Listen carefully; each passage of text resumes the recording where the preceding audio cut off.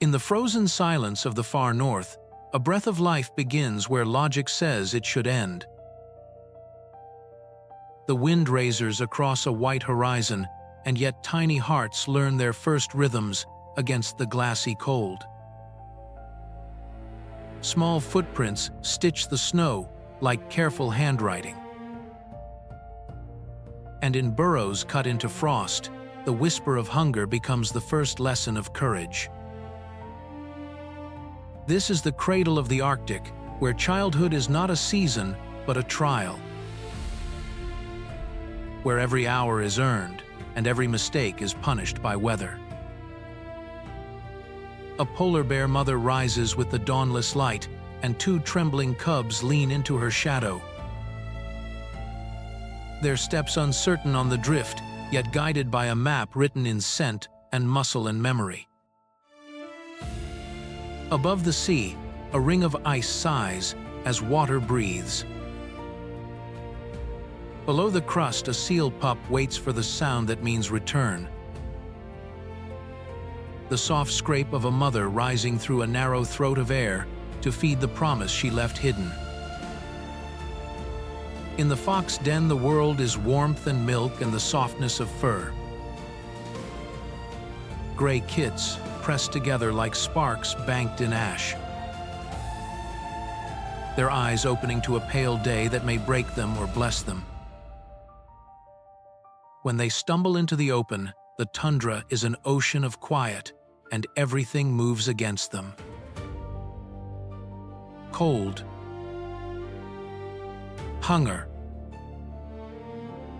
The pale shadow of an owl that owns the silence. But the mother teaches a rule that outlives storms. Listen before you leap. Measure before you move.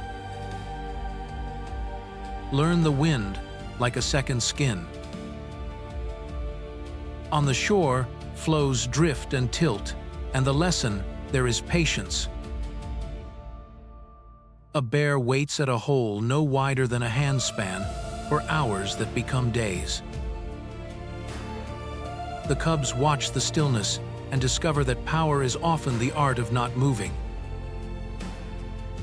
In the forests where spruce stand, like black needles against milk sky, a lynx writes her signature in the powder. Paws broad as snowshoes.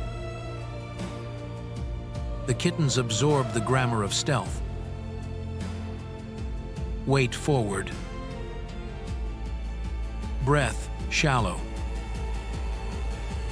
Strike once and do not miss. This is a country where childhood is apprenticeship, where mothers are tutors in an academy of weather and hunger and light. The aurora unrolls a green script across the dark, and the young read it as if it were a clock. The season will turn. The ice will crack. The sun will vanish and then return. Fear learns to share a body with curiosity, and curiosity grows into skill. The fox kit changes coat and vanishes into winter. An act of magic repeated by ancestry. The seal pup learns the doorways between worlds. Snow above. Sea below.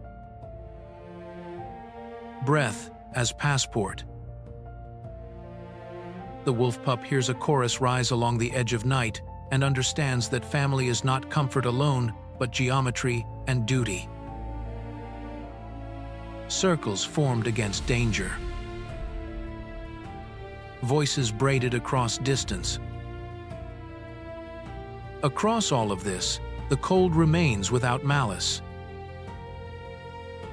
It does not hate. It does not forgive. It only asks the same question of every living thing. Are you prepared? The smallest answer, yes, becomes a heartbeat louder than the wind. The first hunt succeeds. The first crossing holds. The first storm is survived. And with each small triumph, the fragile become fearless. The cub becomes a shadow across blue ice. The kit becomes a white idea moving through white light. The pup becomes a runner cut from moon frost. And the Arctic reveals its secret, that it is not merely a kingdom of cold. It is a school of resilience. A place where love is logistics and devotion is geometry. Where mothers teach the math of calories and distance and risk. Where play is rehearsal and failure is tuition and the diploma is another dawn. Life here does not ask to be admired. It asks to be worthy. Beneath the auroras and the long night, the youngest write the oldest story with their breath. A story that says the world is harsh and holy at once. That tenderness can live inside endurance. That even where the sun forgets to rise, the will to live will lift its own light. And in that light, the wild childhoods of the Arctic step forward. Small, bright, unafraid. Across the frozen wilderness of the Arctic, where blizzards erase the horizon and the sea turns to endless sheets of ice, one creature reigns supreme: the polar bear, the silent king of the North. It is not born to rule through conquest, but through endurance, shaped by hunger, solitude, and an eternal conversation with the cold. A full-grown male can weigh more than 600 kilograms. Yet he moves with a grace that defies his size. His massive paws spreading his weight like snowshoes so he may cross the thinnest ice. His fur translucent, not white, catching and bending the light of the frozen sun until he becomes the landscape itself. Beneath that coat lies a fortress of blubber and muscle. A living insulation against a world that punishes weakness. Every step he takes writes a line of history across the snow. A record that will vanish with the next storm, but remain forever in the rhythm of survival. Hunger is his compass. He follows it across frozen seas and shifting ice fields, guided by a sense older than memory, toward the breath of a seal somewhere beneath the crust. Here, patience is not a virtue. It is a weapon. He waits motionless by a breathing hole for hours, sometimes days. His body, a statue of waiting. His mind, a single pulse of focus. Then, in a heartbeat, the stillness breaks. An explosion of power. Claws striking. Water surging. And the hunt is over before the echo fades. Each meal is victory over the impossible. Nourishment against a world designed to starve. But his story is not only one of strength, it is also of inheritance. The mother bear, fierce and tireless, carries the future of her kind across a labyrinth of ice that never stops moving. Her cubs follow, clumsy and wide-eyed, their paws sinking into soft drifts as she teaches them the arithmetic of survival. How to read the wind, how to test the ice, how to wait for prey without losing hope. They are born in darkness, nursed in a den carved from snow. And when they finally emerge into the blinding white, the world greets them with silence, so complete it feels like awe. She teaches them that the Arctic offers no mercy, only lessons. To endure, one must learn to listen to the voice of the ice and trust what cannot be seen. Some bears travel hundreds of kilometers across broken floes, following currents and scent trails invisible to any human map. Others swim for days through freezing seas, their fur slick with brine, their eyes steady on a horizon that never seems closer. These odysseys are acts of faith, of memory, of instinct. They remind us that even at the top of the world, life is always moving, adapting, evolving. Yet, even kings can bleed. Even empires of ice can melt. The polar bear's kingdom, once endless,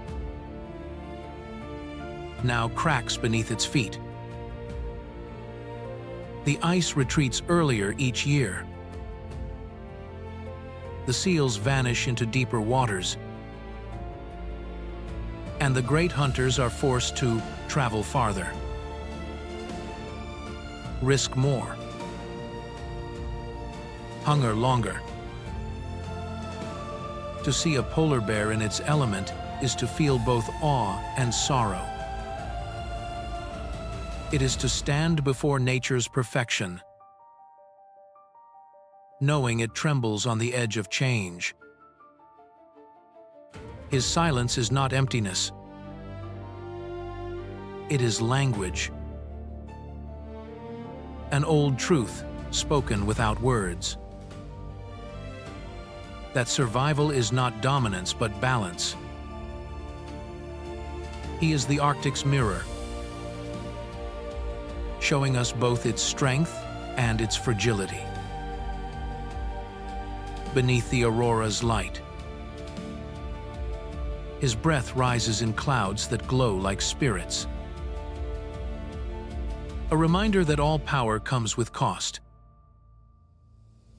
The polar bear is more than predator, more than symbol. He is a question carved into ice, asking what happens when the cold itself begins to die. When the sea no longer freezes, when the prey disappears, when the ancient trails are lost to open water, where does the king go? His reign depends not on crown or conquest, but on the existence of ice itself. And the ice is vanishing, yet he endures, not as ruler of others, but as guardian of persistence. A sentinel of what remains wild in the human soul.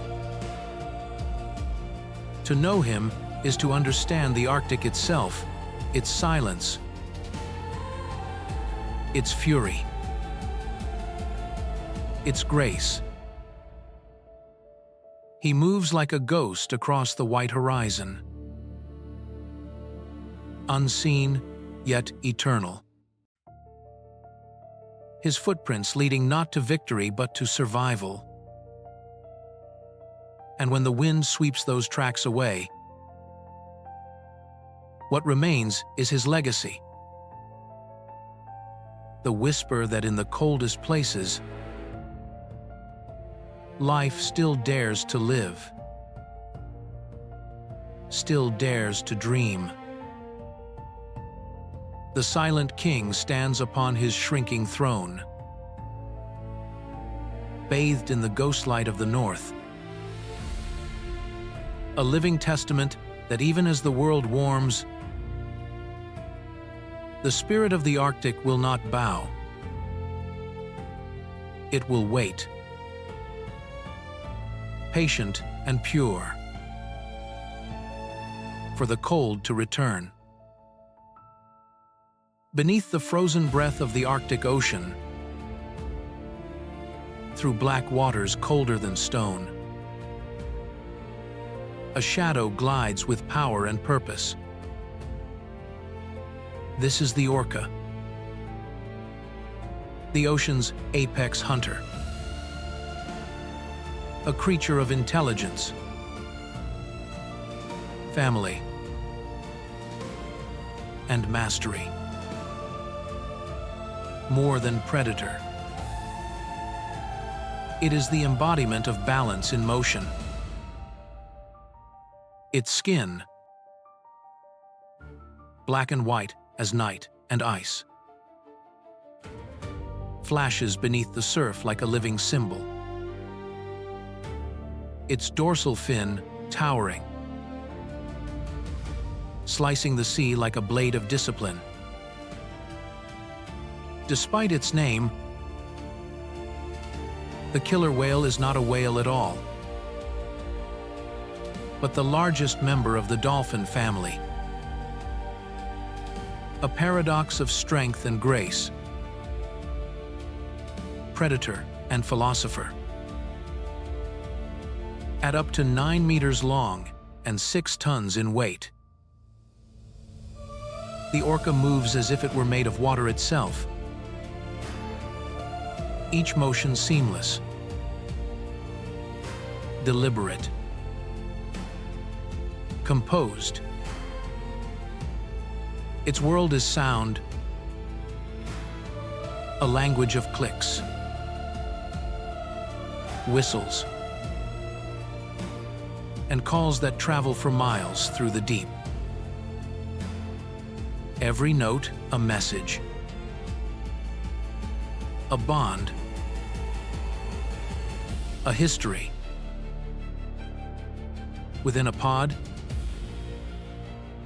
this society thrives a matriarchal order where wisdom passes through generations, where young learn not just to hunt, but to remember, to listen, to belong. Each pod speaks in dialects all its own, words of water and echo that no other can fully understand. This is culture beneath the waves, invisible yet enduring. A civilization as old as the ice above. When orcas hunt, they do so not with frenzy but with choreography. A ring of black and white shadows closes around a school of fish, shaping the current into a trap. In polar seas, they strike the ice with their tails, sending waves that wash seals into the sea. In warmer waters, They cooperate to separate calves from giant whales. Each movement timed, calculated, shared through unseen command. It is intelligence at work. Cooperation refined through centuries. A perfection honed by survival. Every success is shared. Every failure remembered. For knowledge is the orca's inheritance. Yet their world is not only one of hunt and hunger.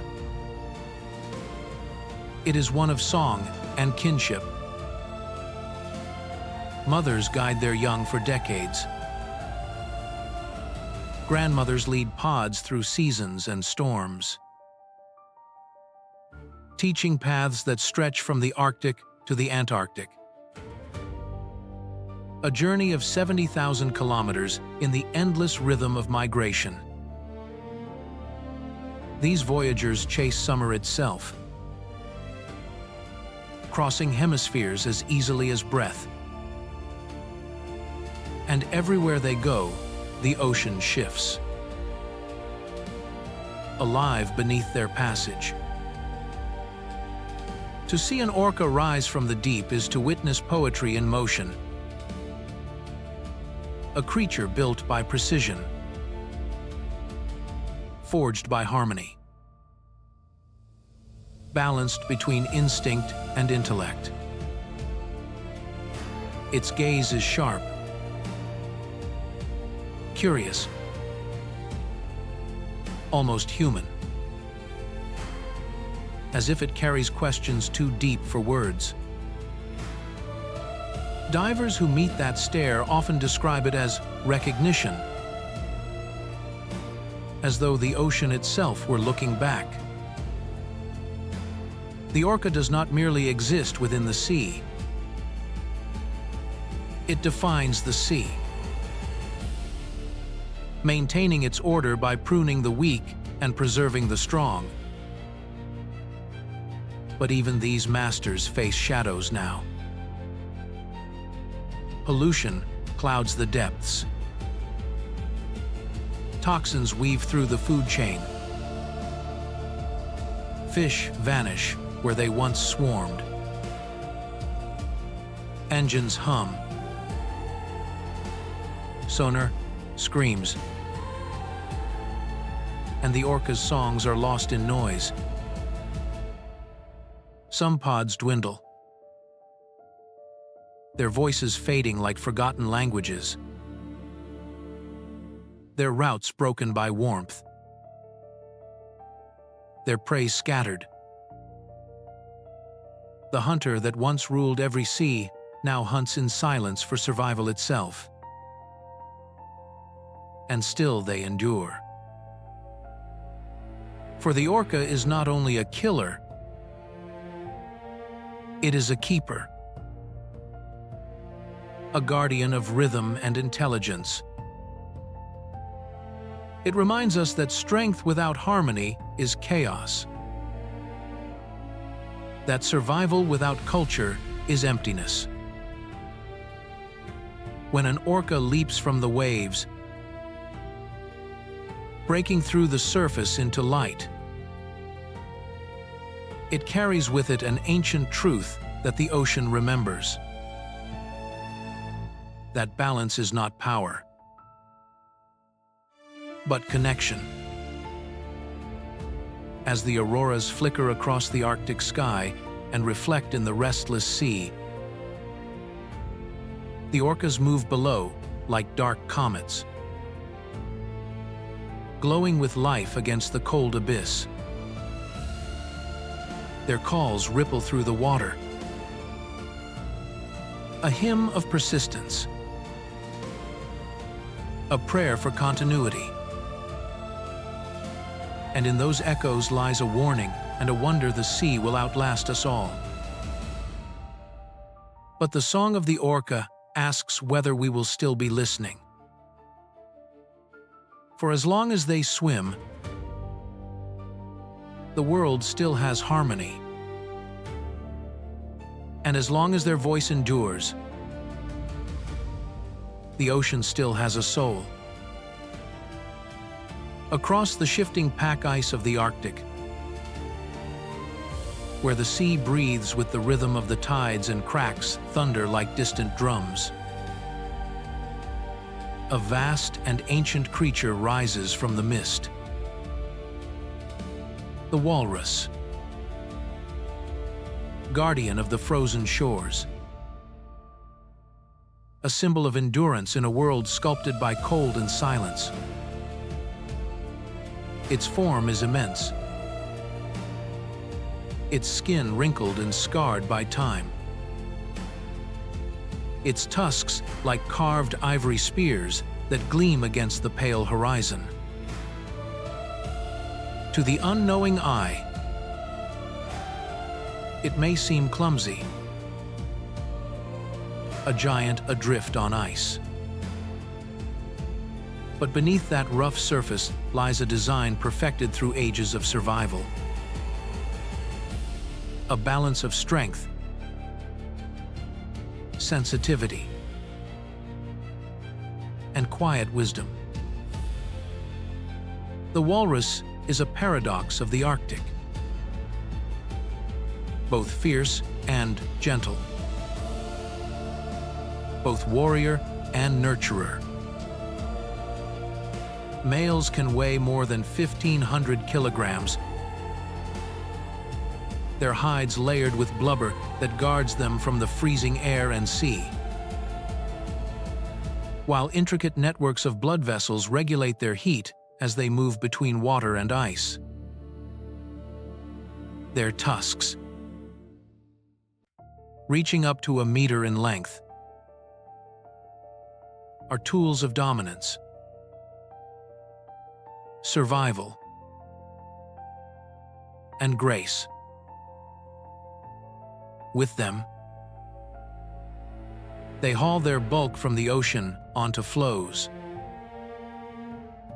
carve breathing holes, and settle disputes in grand displays of sound and posture. The clash of tusks and the deep bellow of their calls echo across the ice like ancient songs, reminders of a lineage that has watched the poles rise and fall. Beneath the waves, however, the walrus becomes a dancer. Its body, heavy on land, moves with fluid precision through the sea. There, it transforms into a master forager, guided by whiskers so sensitive they can feel a clam's movement buried deep in the sand. The walrus's mouth forms a powerful seal, creating a vacuum strong enough to draw flesh from shells with a single pull,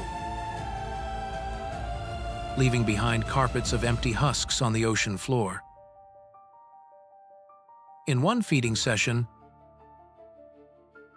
a single walrus can consume thousands of clams, reshaping entire seabeds as it feeds. Not in greed, but in balance, giving the sea its own rhythm of renewal. Walruses are social beings, bound to one another by proximity and sound. They gather by the hundreds, sometimes thousands, forming herds that stretch across beaches and ice edges, their bodies pressed together in living warmth. Mothers cradle their calves close, their eyes soft but vigilant, teaching them the tides, the seasons, the rules of breath. In the cacophony of grunts, splashes, and bellows. There is a harmony that only nature understands. A pulse that defines the Arctic summer. To see a herd basking beneath the pale sun is to witness a living community. Unguarded, yet unified. Ancient, yet endlessly adapting. But the ice that cradles them is vanishing. Each year, the frozen platforms retreat farther from shore, forcing walruses to swim longer distances in search of rest and food. When the seas warm and the flows dissolve, they are driven onto crowded beaches, where panic and exhaustion can turn gatherings into tragedy. Calves are trampled in stampedes born from fear, and the great herds fracture under the weight of change. The walrus, once lord of the ice, becomes a refugee upon its own sea. Scientists call the walrus a sentinel species, a living measure of the Arctic's health. When they struggle, it is because the world itself is shifting beneath them. Yet even as their stage collapses, their resilience endures. They adapt as they always have, moving, waiting, enduring, teaching their young to survive in a world that no longer resembles the one their ancestors knew. To watch a walrus rise from the ocean, its tusks dripping with salt, its breath misting like steam against the frozen air, is to see defiance made flesh. It stands as a monument to persistence, a reminder that life endures not by force, but by adaptation, by memory, by care. When it rests on a drifting floe beneath the green glow of the aurora, the world feels older, wiser, quieter, as though the sea itself were pausing to remember. The walrus is not simply an animal of the Arctic. It is its guardian, its historian, its witness. Each scar on its hide is a story of survival. Each breath a vow that the rhythm of ice and tide will not fade quietly. As long as the walrus lifts its tusks to the sky and the sea answers with a whisper,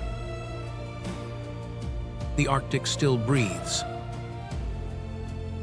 and the frozen world still remembers its guardians of endurance. Beneath the drifting floes and the ghostly shimmer of the northern lights, life moves between two worlds, one of ice and one of sea. This is the realm of the Arctic seal, guardian of the frozen ocean, a creature that bridges air and depth, silence and sound, survival and song. Its body, sleek and powerful, wrapped in thick layers of blubber, is a miracle of design. Carved by evolution to thrive where cold and darkness reign. To the casual eye, A seal resting on ice may seem still, even lazy. But beneath that calm surface lies constant vigilance. Every breath measured. Every movement calculated between safety and danger. Several species call these waters home, each with its own story. The bearded seal, with long whiskers curling like silver wires, feels the tremors of life on the sea floor. The ringed seal, smallest of all, hides beneath domes of snow. Nursing its pups in secret air pockets, it carves by instinct. The harp seal wears a pattern like a saddle of shadow, a mark of the endless migration it undertakes. The mighty hooded seal inflates its crimson nasal sac in defiance, a display as strange as it is beautiful. A flare of color against a white world.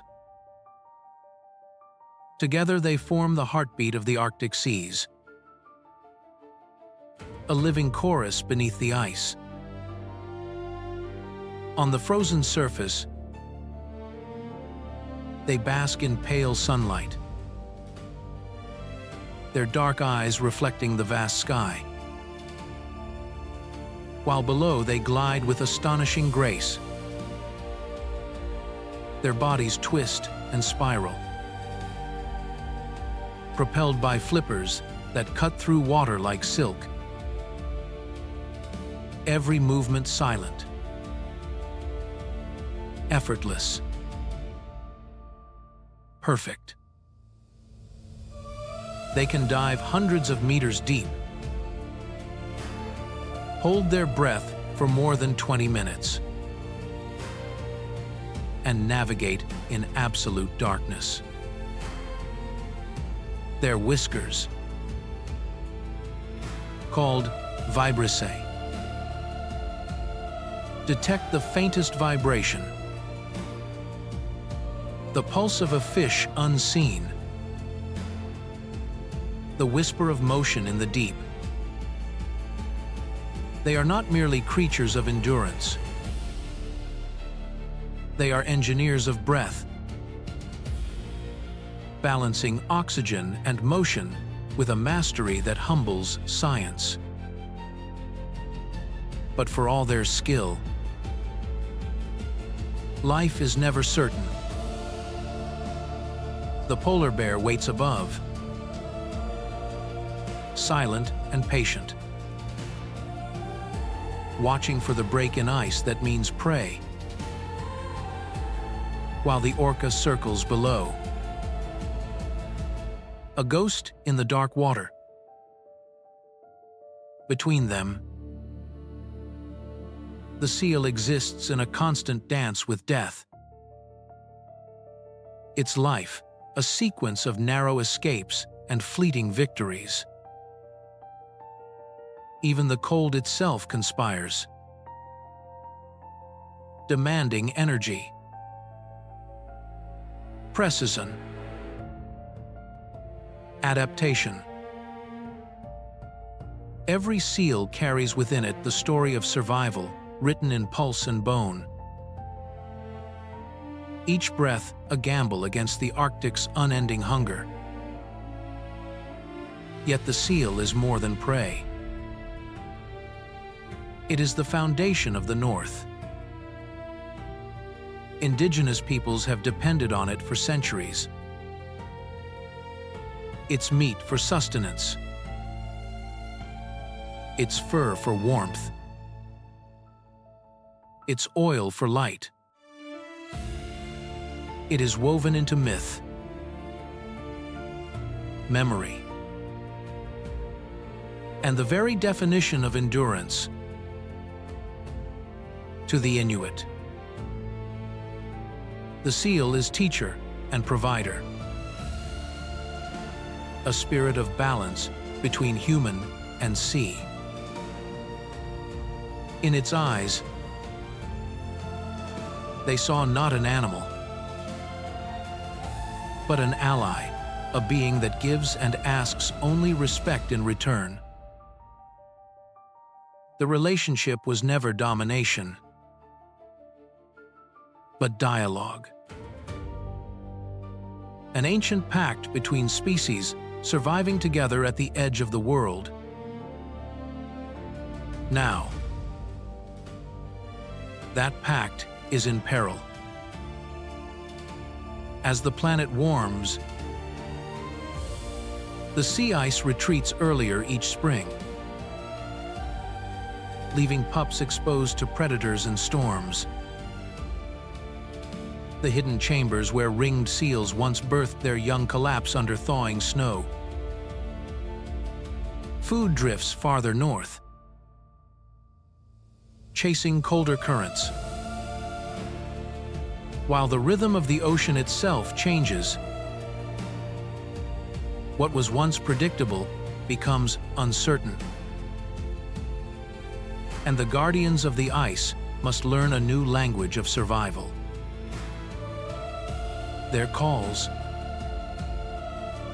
once echoing across frozen bays, now sound like warnings, soft and sorrowful, carried by the wind. Still, when night falls and the aurora spreads across the sky, the seals surface once more, dark eyes glinting like stars mirrored on water. They rise, breathe, and dive again, vanishing into the black calm of the sea,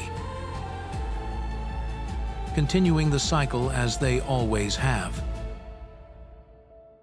In that moment, the Arctic feels eternal, timeless, unbroken. To know the seal is to know the heartbeat of the Arctic itself. Its life connects everything: the bear,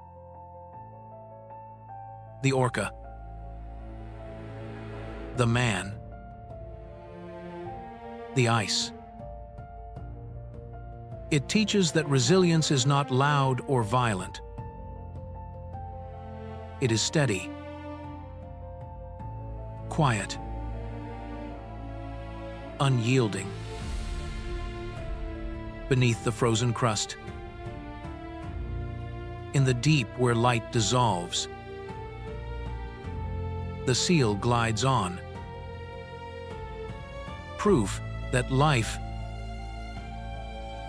no matter how fragile, can endure beauty and danger alike.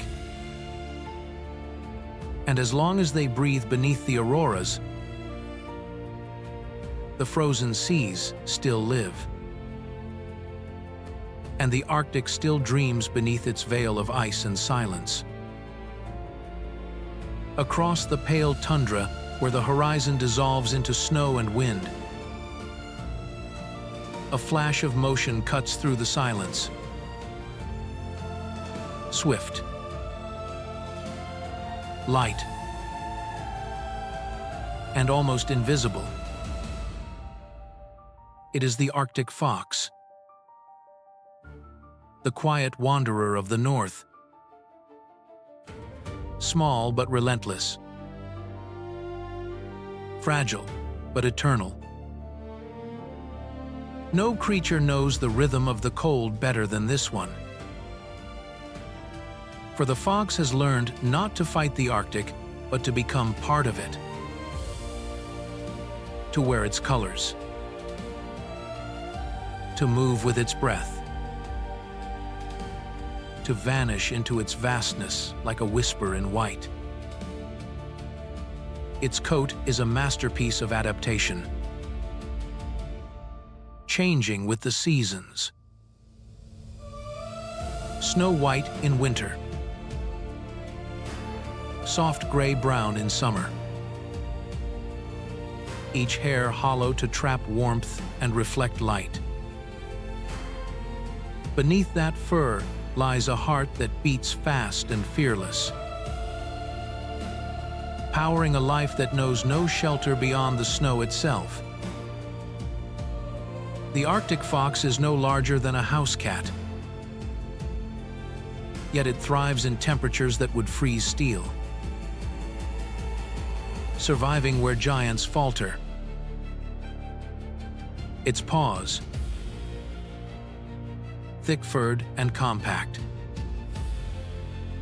leave faint prints across the ice, maps of a journey that never truly ends. The fox lives in a world of scarcity and silence, where food is a rumor carried by the wind. It listens constantly, ears sharp enough to hear a lemming tunneling beneath the snow, its head cocked, body still, tail poised. Then, with a sudden leap, it dives face first into the drift, breaking through with precision born from generations of practice, emerging with prey clamped between its jaws. In a place where a missed meal can mean death, every hunt is both art and necessity. Yet hunger alone does not define the fox, for it is also a creature of cunning and curiosity. It follows polar bears across the ice, scavenging leftovers from their kills, weaving through the footprints of giants with a thief's grace. When the seabirds nest on rocky cliffs, the fox climbs with patience, stealing eggs one by one, caching them in hidden burrows to last through the dark months ahead. Nothing is wasted. Nothing is taken for granted. To live here is to know the value of every heartbeat, every mouthful, every moment of light. The fox is not solitary by nature, though solitude is its constant companion. In spring, pairs form and dens fill with the faint squeaks of new life. Small kits opening their eyes to a world of snow and shadow. Both parents hunt, bringing back morsels of meat, sharing warmth in the close darkness of their tunnels.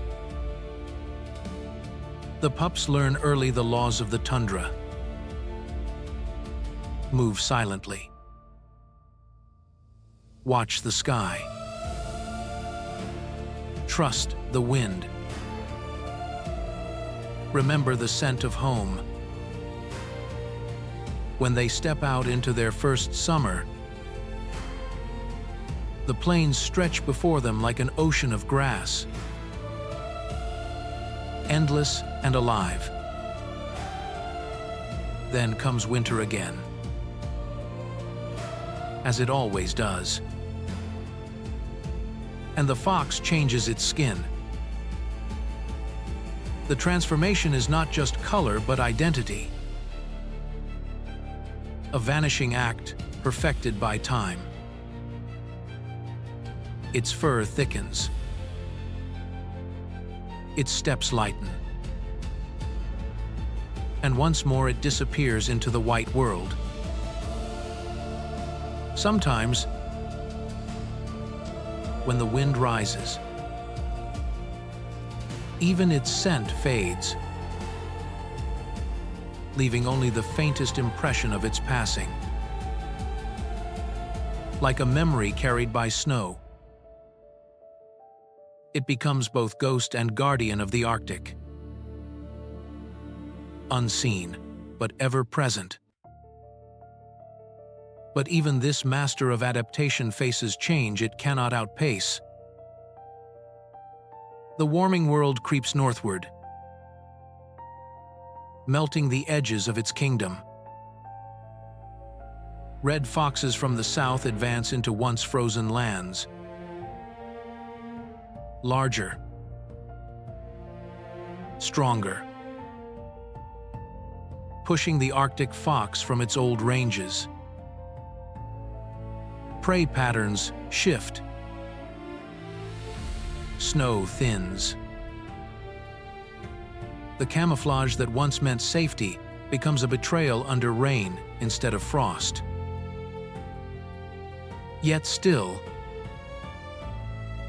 the fox endures, because endurance is its nature. It finds new dens, new paths, new ways to live on the margins of change. In the stillness of polar dusk, when the light turns blue and the snow breathes faint mist, the Arctic fox pauses upon a ridge, its fur shimmering like frost, its eyes dark and bright. Around it lies the soundless immensity of the tundra.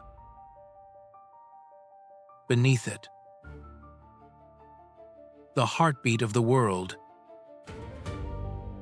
It stands not as ruler, not as victim, but as witness proof that even in the smallest form, life can hold the wisdom of survival. The Arctic fox teaches that survival is not always strength, but subtlety, not defiance, but grace. It reminds us that the art of living is not to dominate the world, but to belong to it, to change with it, to endure without bitterness. As the aurora drifts above and the wind sings across the ice, the fox moves on. A flicker of life beneath eternity. The spirit of adaptation made flesh. The silent soul of the frozen north. Above the endless whiteness where the earth tilts toward the coldest winds, a small bird traces a path that spans the very edges of the world. It is the Arctic tern, the eternal voyager of the skies, a creature of light and distance, of faith and motion. No other being travels so far or so faithfully. For the tern follows the sun itself,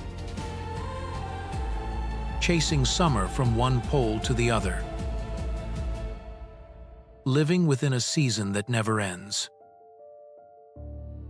Its wings stretch narrow and strong, built for endurance, not power, for grace, not dominance, carrying it across oceans, storms, and centuries of migration that link the planet in an unbroken thread of flight. Each year, it begins its journey from the Arctic, where it was born.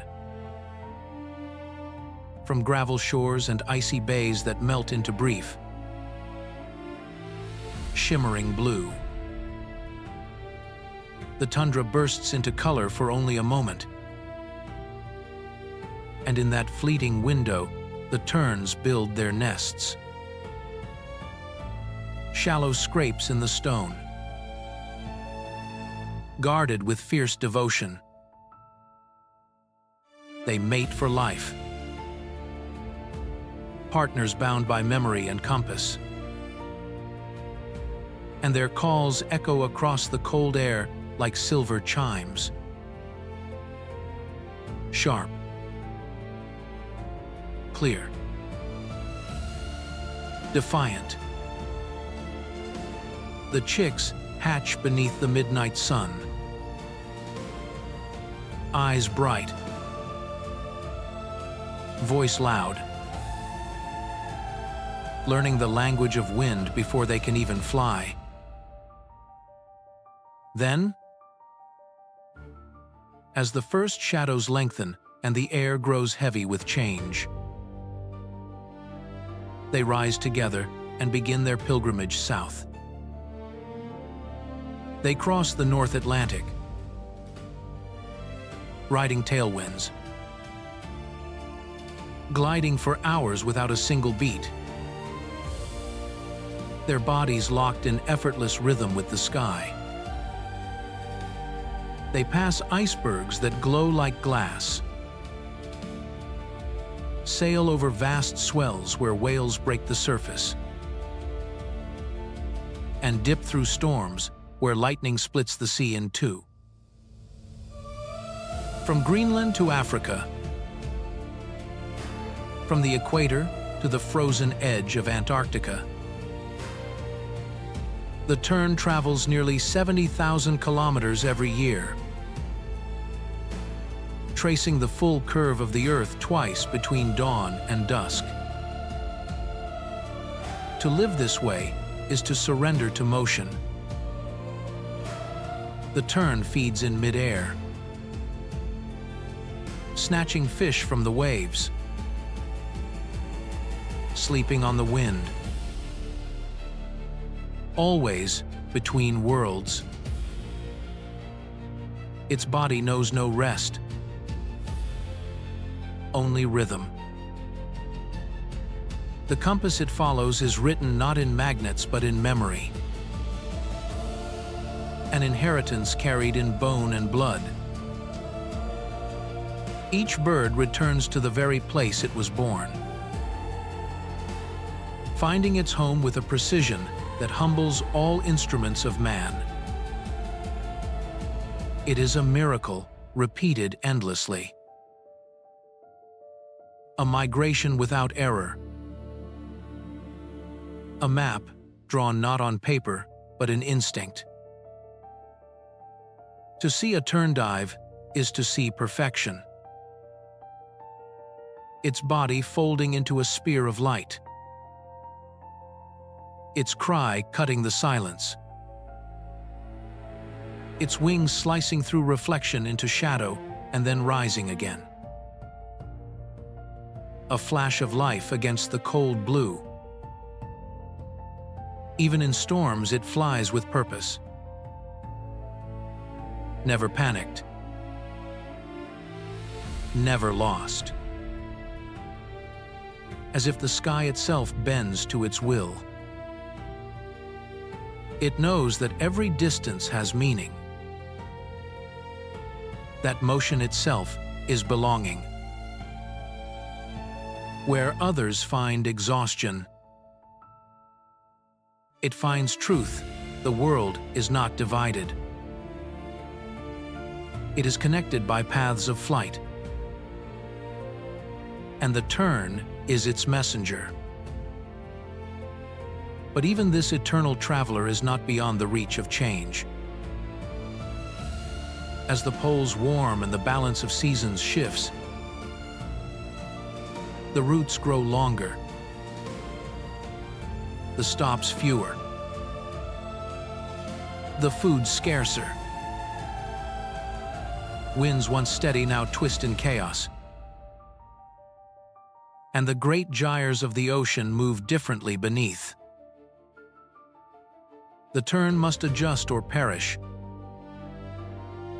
as all creatures must. Yet it continues to fly, undeterred, a living symbol of endurance across the ages.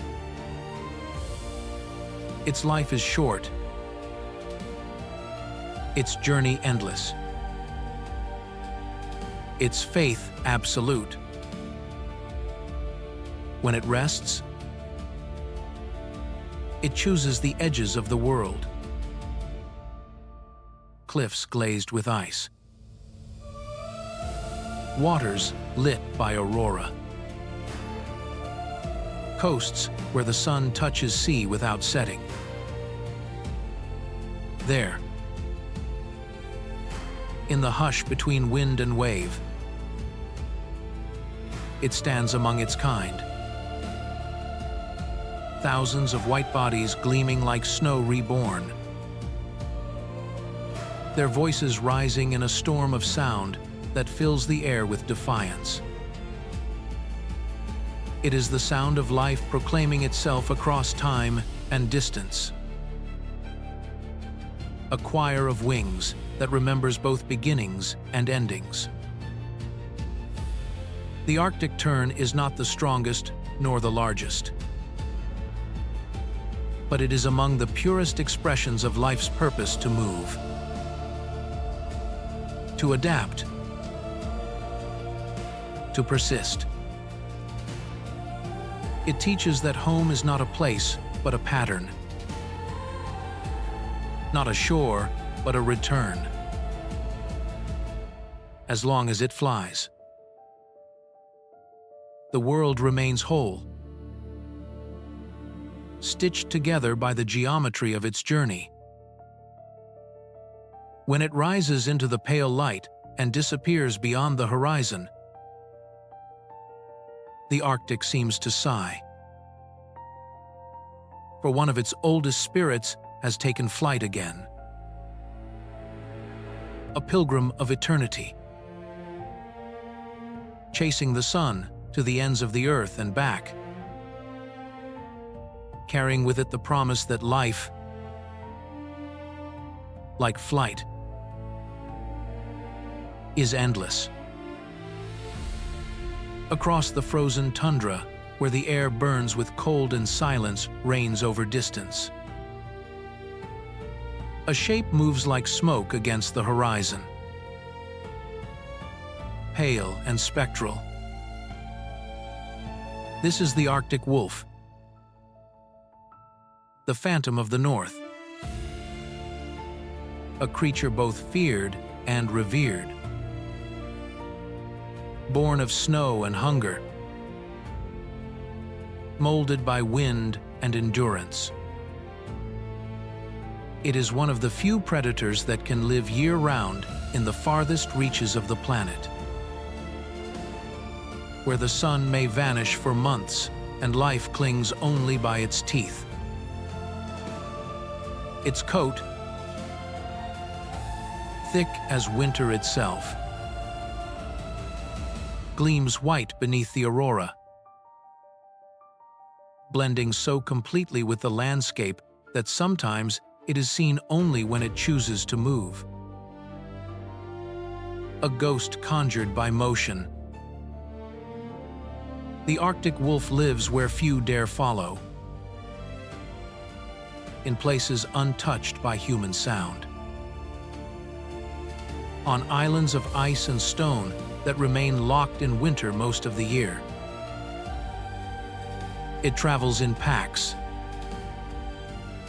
families bound not by dominance alone, but by devotion, by instinct older than time. Within the group, every role is defined, every voice a note in a larger song. The alpha does not rule through violence, but through order. And the others follow, not in fear, but in trust. Together, they are a single organism, many hearts. One will. Their hunt is a thing of precision and patience. Across the frozen plains, Musk oxen graze in wary circles. Caribou drift in restless herds. And the wolves stalk at the edge of sight, silent as breath. For days they follow, reading the rhythm of the herd, waiting for fatigue, for weakness, for the perfect moment when the circle can be broken. Then, when the time comes, the tundra erupts into motion, white bodies streaking across white ground, claws striking snow like thunder, eyes locked on the pulse of prey. The kill is brutal, quick, and sacred. Every member eats, from the strongest to the smallest. And when the hunger fades, they rest together beneath the open sky, their breaths rising in unison like prayer. The wolf's power lies not in the individual, but in the pack. Alone, it is mortal. Vulnerable, together, it becomes the embodiment of survival itself. The Arctic wolf teaches that strength is not solitude, but connection. That the harshest lands reward not isolation, but unity. The pack is family. And in the north, family is everything. When pups are born in the brief spring, the entire pack becomes their guardian. Older wolves bring food. Younger ones stand watch. Mothers nurture. Fathers teach. The pups tumble through snowdrifts, learning the scent of the wind, the sound of the herd, the art of silence. Each lesson is life itself disguised as play. Yet beyond their loyalty and grace lies the loneliness of their world. When the endless night descends, when the temperature falls beyond measure, when the herds move south and the ice tightens its grip, the wolves endure. They move across terrain that seems empty, but is alive with hidden sound, the creak of frozen earth, the whisper of snow under paw, the low hum of the sky. In that vast emptiness, they become the voice of the land. Their howls rise across the dark, carrying for miles, weaving through the cold like threads of light. It is not just a call to one another, but a declaration to the world itself. We are still here. Their song is both communication and ceremony, marking territory, locating kin, celebrating survival. Under the aurora, their voices merge into something that feels eternal. A hymn of the Arctic sung by its most devoted children. In the dark, when the human world feels distant, the wolf's call is the sound of existence itself, wild,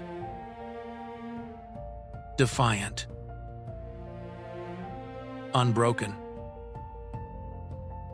But even these ghosts of the tundra cannot outrun change. As the ice retreats, the caribou herds shrink, and the wolves are forced to travel farther, risk more, hunger longer. The warmth creeping north alters everything: the prey, the paths, the rules of the hunt. Yet the wolf adapts, as it always has, guided by an instinct deeper than despair. It does not lament. It endures. To see an Arctic wolf standing alone on a ridge, breath steaming in the half-light, is to witness the spirit of survival made visible. Its eyes, pale and knowing, seem to hold the memory of every storm, every chase, every loss. It belongs to a time before ours, and perhaps to one after. It does not conquer the Arctic. It completes it. The Arctic wolf is not a monster of myth, nor a symbol of fear. It is the pulse of wilderness, the echo of the Earth's oldest truth, that life, no matter how cruel the world becomes, will always find a way to sing. And as long as its voice carries across the frozen plains, the Arctic will never be silent. For in that sound lives the wild heart of the North. Untamed, eternal, alive. Across the wind-carved tundra, where the bones of the earth lie close to the surface, an ancient presence moves slowly beneath the pale sun, wrapped in a coat of history and frost.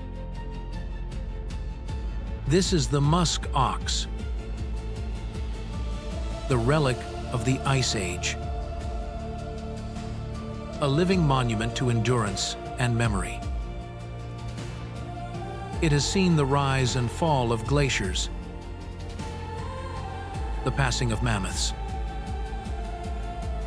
and the slow drift of time itself. Yet it remains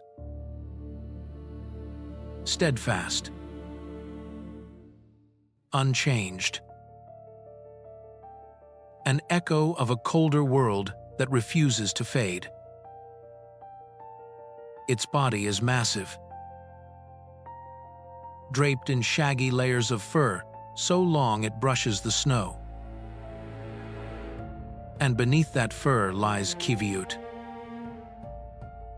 one of the warmest fibers known to life.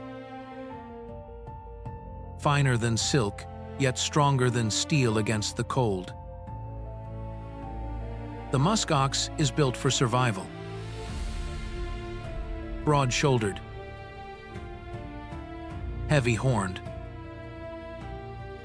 its hooves splaying across snow to keep it steady where the wind tears at the ground. It feeds on the brittle grasses and lichens buried beneath ice, scraping the crust with rhythmic patience. Each movement deliberate, unhurried,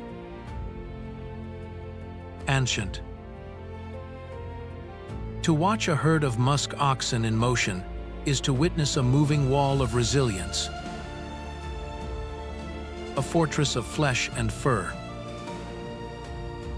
Every member a stone in a living circle. When danger approaches,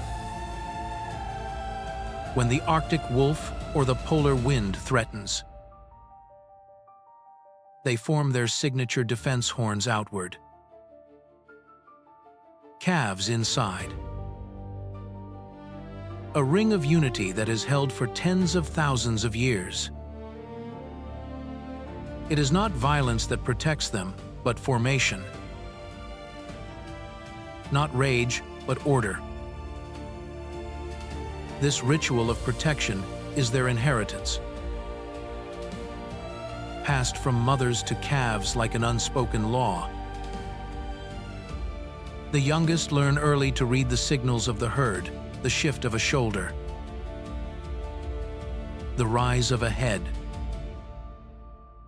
the tremor in the ground that means the pack is near. When the call comes, they move as one, the outer ring tightening, the breath of 100 beasts merging into a single cloud of steam that rises like a battle cry into the frigid air. The wolves circle, testing, waiting for weakness. But the oxen hold, unbroken, unafraid. In that frozen standoff lies the essence of the Arctic itself. The balance between predator and prey, chaos and calm, death and endurance. Though they appear slow, musk oxen carry within them a quiet strength. Their hearts beat heavy and steady, their lungs vast enough to draw breath from air that freezes in moments. They endure storms that would strip trees bare. They outlast blizzards that bury mountains. And when the night stretches for months,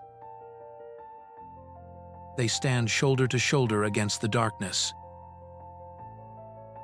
their eyes glowing amber in the dim light of the aurora. The Arctic may test them, but it never breaks them.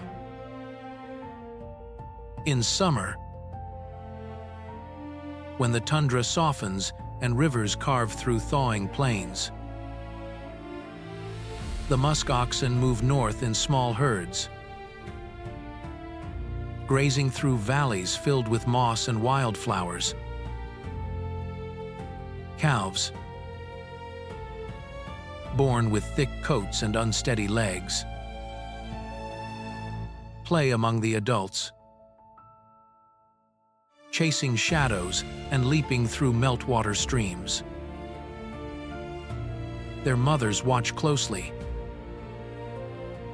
always ready. For the Arctic gives joy and danger in equal measure. Life here is measured not by abundance, but by survival. By the strength to rise each morning and face the wind again. To the indigenous peoples of the North, the muskox is more than a creature, it is kin. A teacher of patience and unity. Its wool warms their hands. Its meat sustains their bodies. Its spirit endures in their stories. They call it Umingmak, the bearded one, a name spoken with respect. It represents the virtues of the Arctic. Courage without aggression.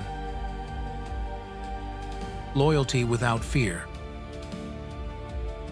Endurance without pride. Yet even these living relics face a new struggle. The frozen ground that once supported them now softens each year, turning their ranges into mud and water. Insects once killed by winter now swarm longer. biting, bleeding, weakening. The balance of ice and grass shifts, and the old trails vanish beneath change. The musk ox,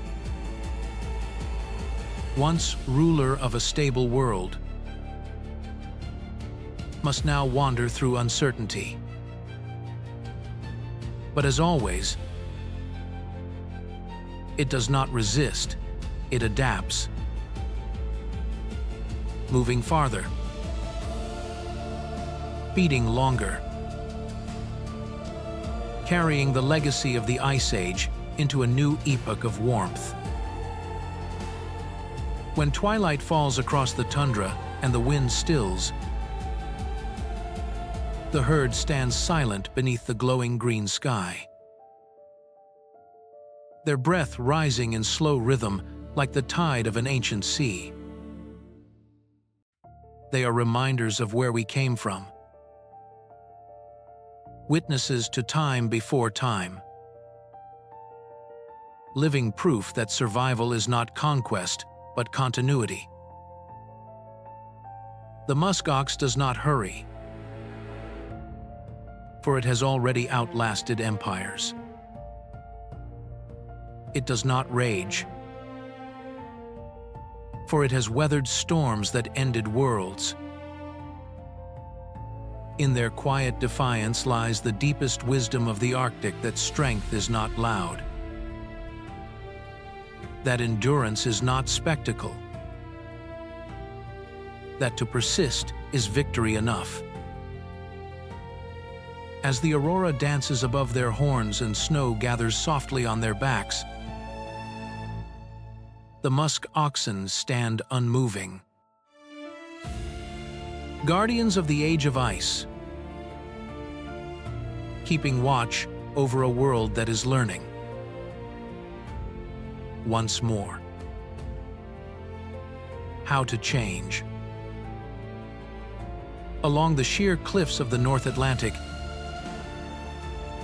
where the sea crashes in endless rhythm and the air tastes of salt and wind, thousands of white wings rise and fall against the storm. These are the northern gannets, the divers of the stormy seas, birds built for violence and grace, for impact and flight. From a distance, their colonies look like snow resting upon black stone. But up close, the cliffs are alive with noise, calls sharp as breaking ice, wings slicing the air, and the smell of salt and life mingling with the spray. Every inch of rock holds a nest, every ledge a story of survival, where feathers and fury meet the wind. The gannet is a creature of contradictions, delicate yet armored, elegant yet brutal. Its body is shaped like a spear, long and narrow, its head painted in soft amber hues that catch the light like fire against the mist. Its eyes are ringed in black, cold and unblinking. The eyes of a predator that hunts not for cruelty, but necessity. When it hunts, it transforms. From heights of more than 40 meters above the ocean, it folds its wings tight to its sides and becomes a living arrow. It plunges through the sky in silence and strikes the sea at over 100 kilometers per hour. The sound is like thunder, the impact explosive. Yet beneath the waves it glides as if nothing has changed. chasing fish through the dark with wing beats that look like flight underwater. To witness this descent is to see the ocean and sky collide. Each dive is calculated. Each strike precise. Air sacs beneath the bird's skin cushion the blow, and its skull is reinforced like a helmet. In an instant, it pierces the surface, disappears,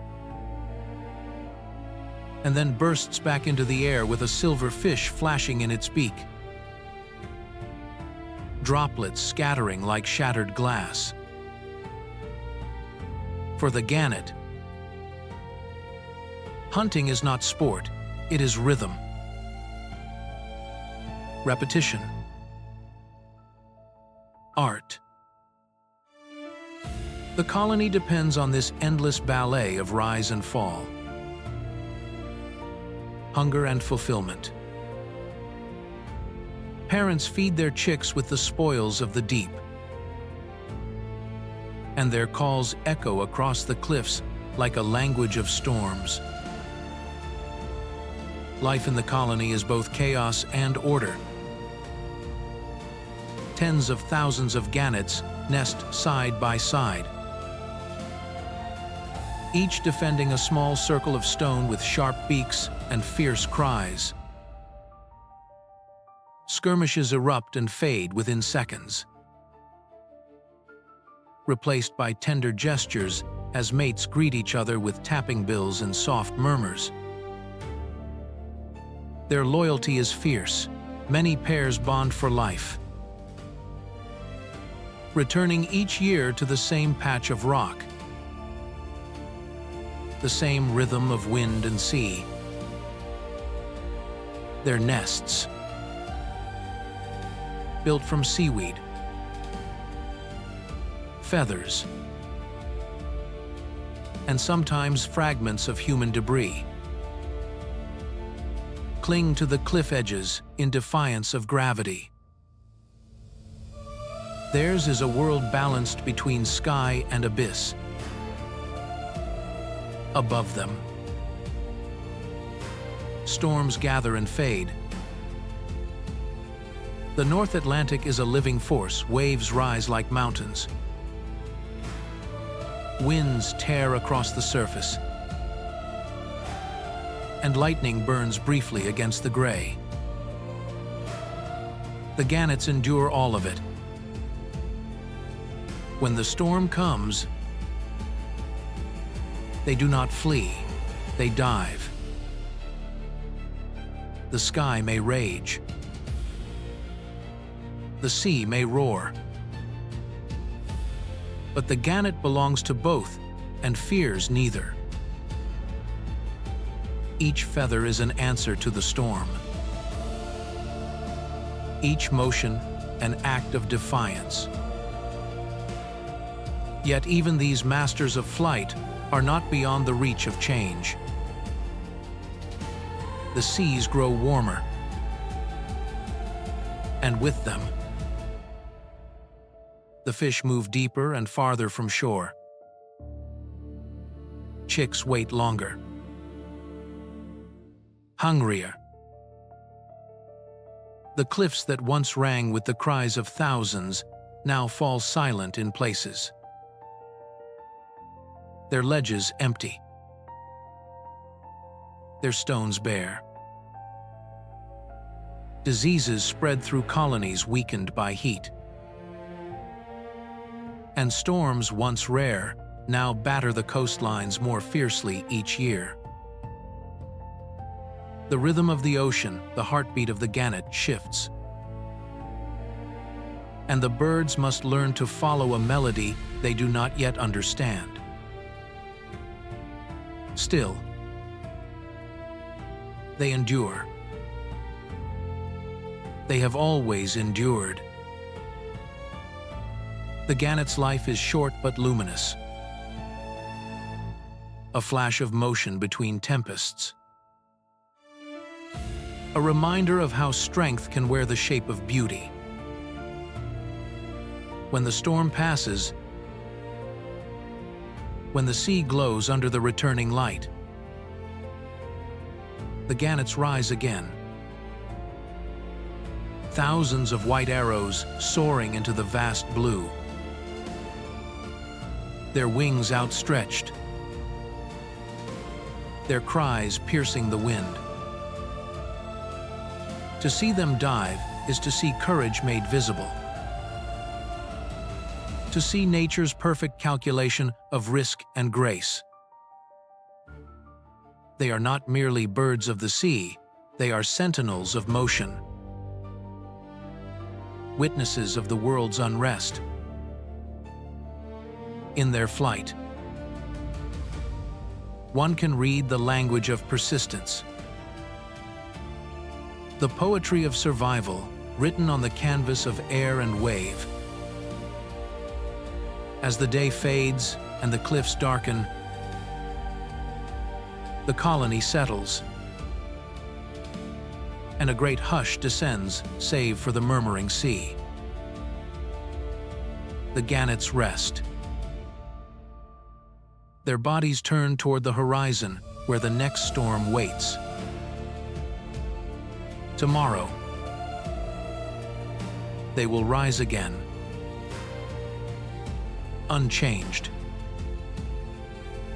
unyielding, diving through wind and foam into the depths from which all life begins. In their endless rhythm of fall and ascent, they echo the heart of the ocean itself, wild, unbroken, and eternal. In the deep snow-clad forests of the Arctic and subarctic, where silence reigns like a sovereign and the trees stand as frozen witnesses to time, a shadow moves graceful, elusive, and silent as falling frost. This is the Arctic lynx, the ghost of the northern woods, a solitary hunter whose presence defines the essence of stealth and mastery. It is rarely seen, yet always felt, a ripple through the stillness,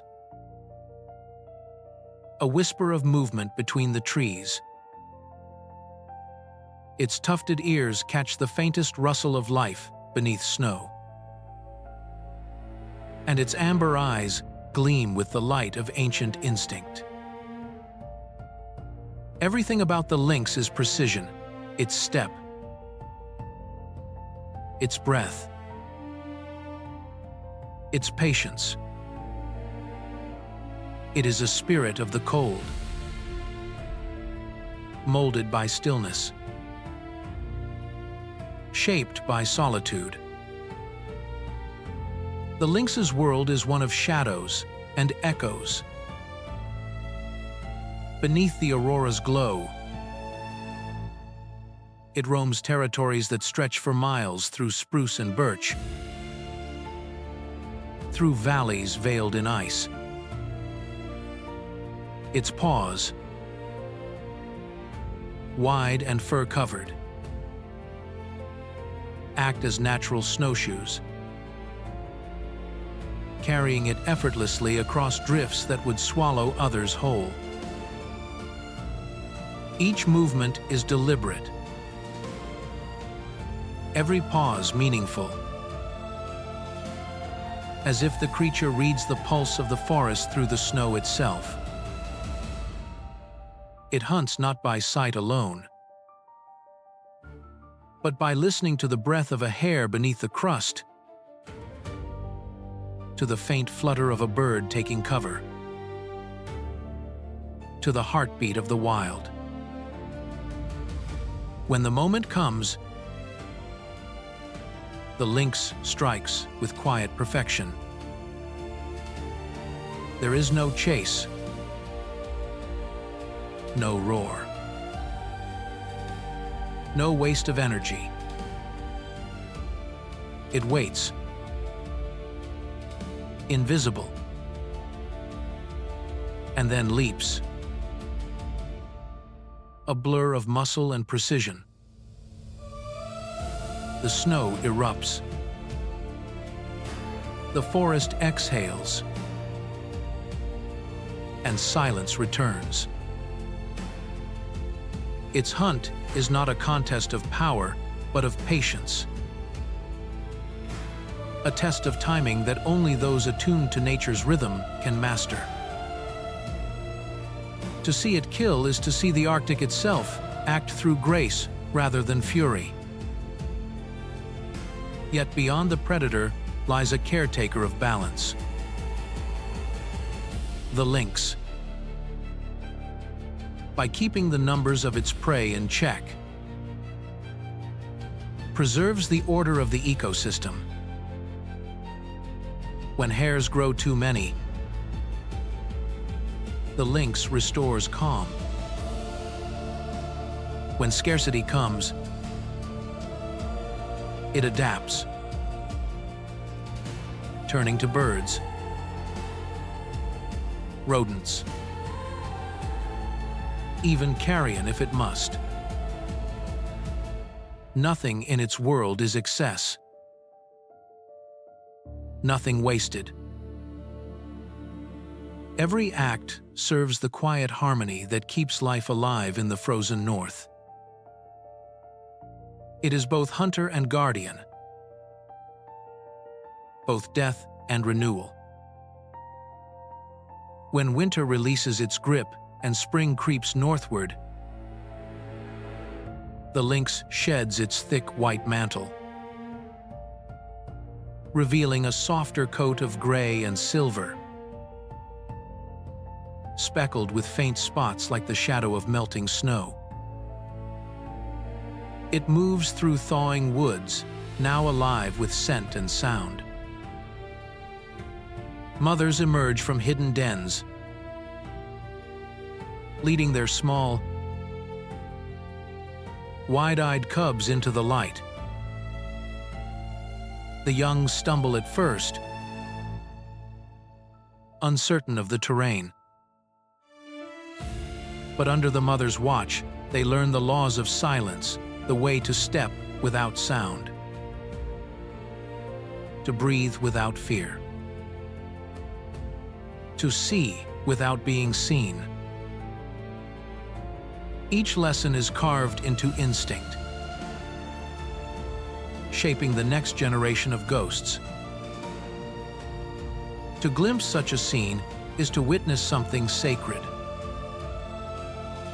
The bond between mother and cub, the quiet trust between generations, mirrors the eternal continuity of the Arctic itself. In the warmth of brief summers, the cubs grow strong, their coats bright with youth, their curiosity boundless. They chase each other among mossy roots and listen to the songs of distant birds, unaware that soon the world will freeze again. But the mother knows. She watches the shifting light, the thinning warmth, and prepares them for the return of silence. The lynx is more than a hunter. It is a rhythm, a breath within the great stillness of the north. To see its tracks in the snow is to know that the forest is alive, that beneath the quiet there is movement, thought, and grace. It reminds the Arctic of its own poetry, one written not in thunder or spectacle, but in restraint, in precision, in the art of existence itself. Even in myth, the lynx has been a symbol of vision and secrecy, Ancient stories speak of it seeing through stone, of knowing what others cannot. Perhaps that is why it endures, because it perceives without revealing, because it belongs wholly to the unseen. As long as the northern forests stand, as long as snow falls and silence deepens, the lynx will move among them, an unseen guardian, a whisper in the endless white. In the heart of winter, when the moon glows low and frost paints the branches silver, the lynx prowls once more through its frozen kingdom. It leaves no sound, no sign but the faint trace of paw prints vanishing in wind. The Arctic seems to pause, as if listening to its passing. For the lynx is not merely part of the wild, it is its soul. Quiet, untamed, and eternal. Beneath the drifting sheets of ice and the still glow of the northern lights, life moves in silence through the coldest waters on Earth. Here, where the ocean breathes beneath frozen ceilings, the Arctic seal reigns as guardian of the frozen seas. Sleek and strong, it glides through the darkness between ice and depth, perfectly crafted for a world of extremes. Its body, cloaked in dense fur and thick blubber, shields it from temperatures that would stop the heart of any other creature. Its eyes, large and liquid, reflect both intelligence and mystery, as though they carry within them the memory of the sea itself. Several kinds of seals make these waters their home. The ringed seal, small and elusive, carves breathing holes through the ice, defending them fiercely through the winter night. The bearded seal, with long curling whiskers, moves like an old sage of the sea, its calls echoing through the depths in haunting tones that travel for miles beneath the ice.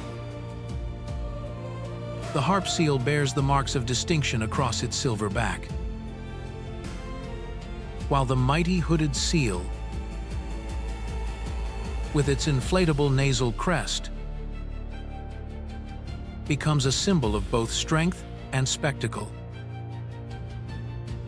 Each species, though shaped by the same merciless world,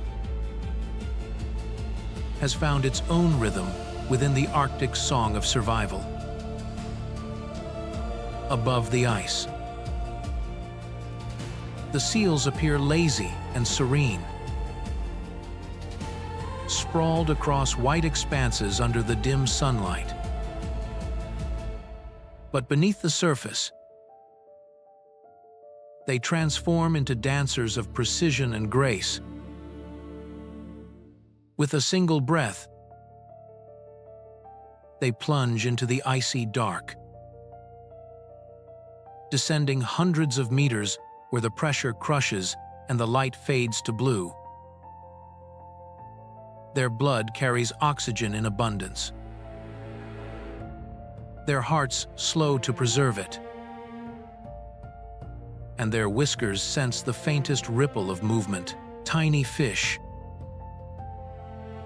darting crustaceans, the pulse of prey hidden within the sea's breath. Down there, They move as effortlessly as shadows in a dream. Every dive is a test. Every return to the surface, a small miracle. The Arctic seal lives between two worlds, the frozen above and the fluid below, and must master both to survive. It eats, breeds, and dreams at the edge of endurance. In a place where life clings to the margins of possibility. For the young, the struggle begins almost at birth. Seal pups are born on ice. Soft white coats glowing against the pale horizon. Fragile lives balanced on melting platforms. Their mothers nurse them with milk so rich in fat, it transforms them within days from helpless infants into sleek swimmers ready for the depths. But the dangers come quickly. Polar bears prowl from above. Orcas from below. And the ice itself can betray. Cracking and shifting beneath their tiny bodies. The seal's existence is a mirror of the Arctic beautiful. Perilous and fleeting. When the sun returns after the long polar night, the ice begins to melt and the world changes again. Open water spreads where once there was none. And the seals follow the rhythm of the season, feeding in abundance, raising young, and preparing for the next freeze. Their calls rise through fog and snow, deep and mournful, as if they sing to the ice to remember them. For millennia, seals have been woven into the lives of those who share their world. Indigenous peoples of the Arctic have depended on them not only for food, but for life itself. Their skin becomes shelter. Their oil brings warmth. Their bones shape tools. And their spirit fills stories told by firelight. To these cultures, the seal is not just an animal, it is a giver, a teacher, a bridge between humans and the unforgiving sea. Through it, generations have learned the balance of taking only what the earth allows, of living not above nature, but within it. Yet now, the balance is shifting. As the climate warms, the frozen platforms that cradle their young vanish earlier each year. Breeding grounds shrink. Feeding routes disappear. And predators follow closer than ever before. In some regions, the ancient rhythm between ice and birth has begun to falter. The cries of seals that once echoed across the frozen bays are now fewer, softer, distant. The Arctic's heartbeat grows uncertain. And still, the seals endure. They surface through cracks in the ice at dawn, breath steaming in the cold air, eyes wide and alert. Beneath the aurora, Their shapes move like shadows beneath glass, vanishing and reappearing with quiet purpose. They remain, as they always have. The living pulse of the Arctic Ocean, a symbol of resilience, a keeper of equilibrium, a song of life beneath the silence. To watch an Arctic seal glide through the twilight waters is to witness harmony made flesh. To understand that survival here is not defiance, but devotion. It is a dance of trust with the ice, a dialogue with the sea, and a promise to endure whatever comes. For as long as the seal rises to breathe, the Arctic still lives, and the frozen world still dreams. Beneath the veil of a pale Arctic spring, when snow still clings to the tundra and the horizon glows with endless light, a whisper of life stirs in the frozen earth. Within a burrow carved deep beneath layers of frost, a litter of Arctic fox kits opens their eyes for the very first time. Small, trembling, and gray. They huddle together for warmth, unaware that above them lies a world of ice and peril. Their mother curls around them like a living blanket, her fur thick and white, her breath steady and calm. She has survived blizzards, hunger, and solitude. And now she must teach them how to live in a land that forgives nothing. For weeks, the den remains their universe. The air inside is heavy with warmth and scent. The sound of their mother's heartbeat.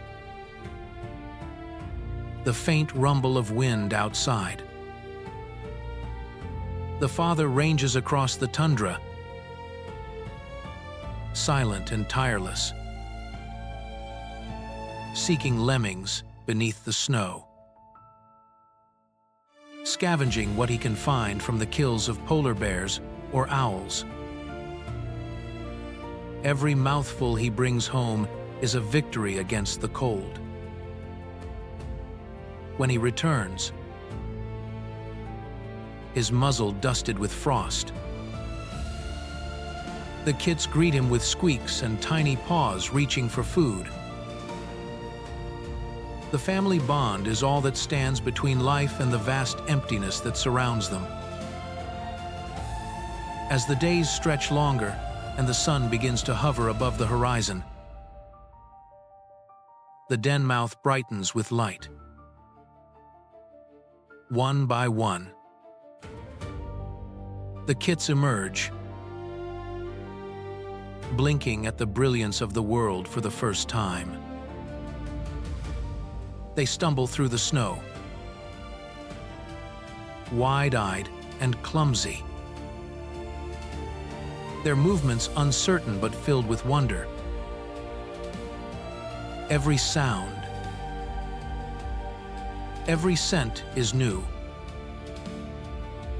The wind carries the tang of ice, the cry of distant birds, the faint rustle of prey beneath the frozen crust. Curiosity drives them forward, and soon they tumble through drifts, chasing one another in playful chaos. It is in play that they learn the quick pounce, the sudden turn, the patience of the hunt, Their mother watches from a distance, silent, proud, always alert. Around her, the tundra is alive with danger.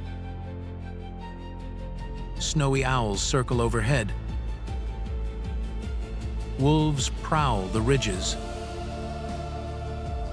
And even the polar bear may wander near in search of an easy meal. Yet she stands firm, every sense sharpened, ready to defend. Her body is lean but strong, her eyes sharp as the wind that cuts across the plain. She knows that in this land, to protect is to endure. To teach is to survive. By midsummer, the world transforms. The snow recedes, revealing a carpet of moss and flowers that bloom in fleeting defiance of the cold. The kits, now larger and swift, trade their gray coats for pure white, blending perfectly with what remains of the snow. They stalk one another with mock precision, learning the art of silence. Their father shows them how to listen for movement beneath the ground, to feel the vibrations of a lemming tunneling below. A twitch of an ear, a breath held, then a leap, success. The tundra rewards the patient and punishes the reckless. And the fox learns quickly that instinct must be guided by discipline. As the brief summer fades, the Arctic prepares again for the long descent into darkness. The family must scatter soon, each fox seeking its own path across the frozen lands. The kits, once helpless and huddled in the den, now stand ready beneath the crimson light of the setting sun. They have learned to hunt, to hide, to read the winds. Their coats have grown thick again. Their bodies, hardened by months of play, turn to practice. They no longer need guidance. The wild has claimed them. But even as they go their separate ways, something invisible binds them, a legacy of survival, of love, of memory. The Arctic fox is not merely a creature of instinct. It is a lesson in adaptability. A story of how life bends but does not break. It thrives where others perish, finding beauty in desolation, warmth in frost, hope in silence. When winter returns and the tundra becomes a mirror of the sky, the young foxes roam alone, their tracks winding like ribbons across the endless white. The aurora shimmers above them, and the world seems both infinite and intimate. Beneath that dancing light, they hunt. They dream. They endure. Their hearts beat with the rhythm of the Arctic itself, steady, fierce, eternal. To witness an Arctic fox in motion is to see the very essence of resilience. It is to understand that survival here is not merely endurance, but art. A choreography between instinct and grace. And when the storm howls and snow erases the land once more, the fox vanishes into the blizzard. Not in defeat, but in mastery, becoming one with the very world that shaped it. In its soft steps across the frozen earth lies the quiet truth of the Arctic. Life, no matter how fragile, always finds a way to dance beneath the coldest sky. High above the frozen seas where the wind sings through endless daylight, a small bird unfolds its wings and begins a journey that defies imagination. This is the Arctic Tern, the eternal voyager of the skies. A creature so light it could be mistaken for a whisper,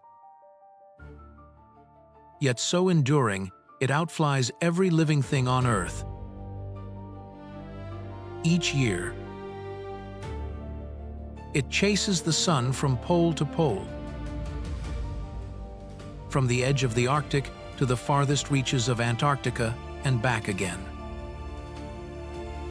traveling more than 70,000 kilometers. It lives in a world of perpetual summer,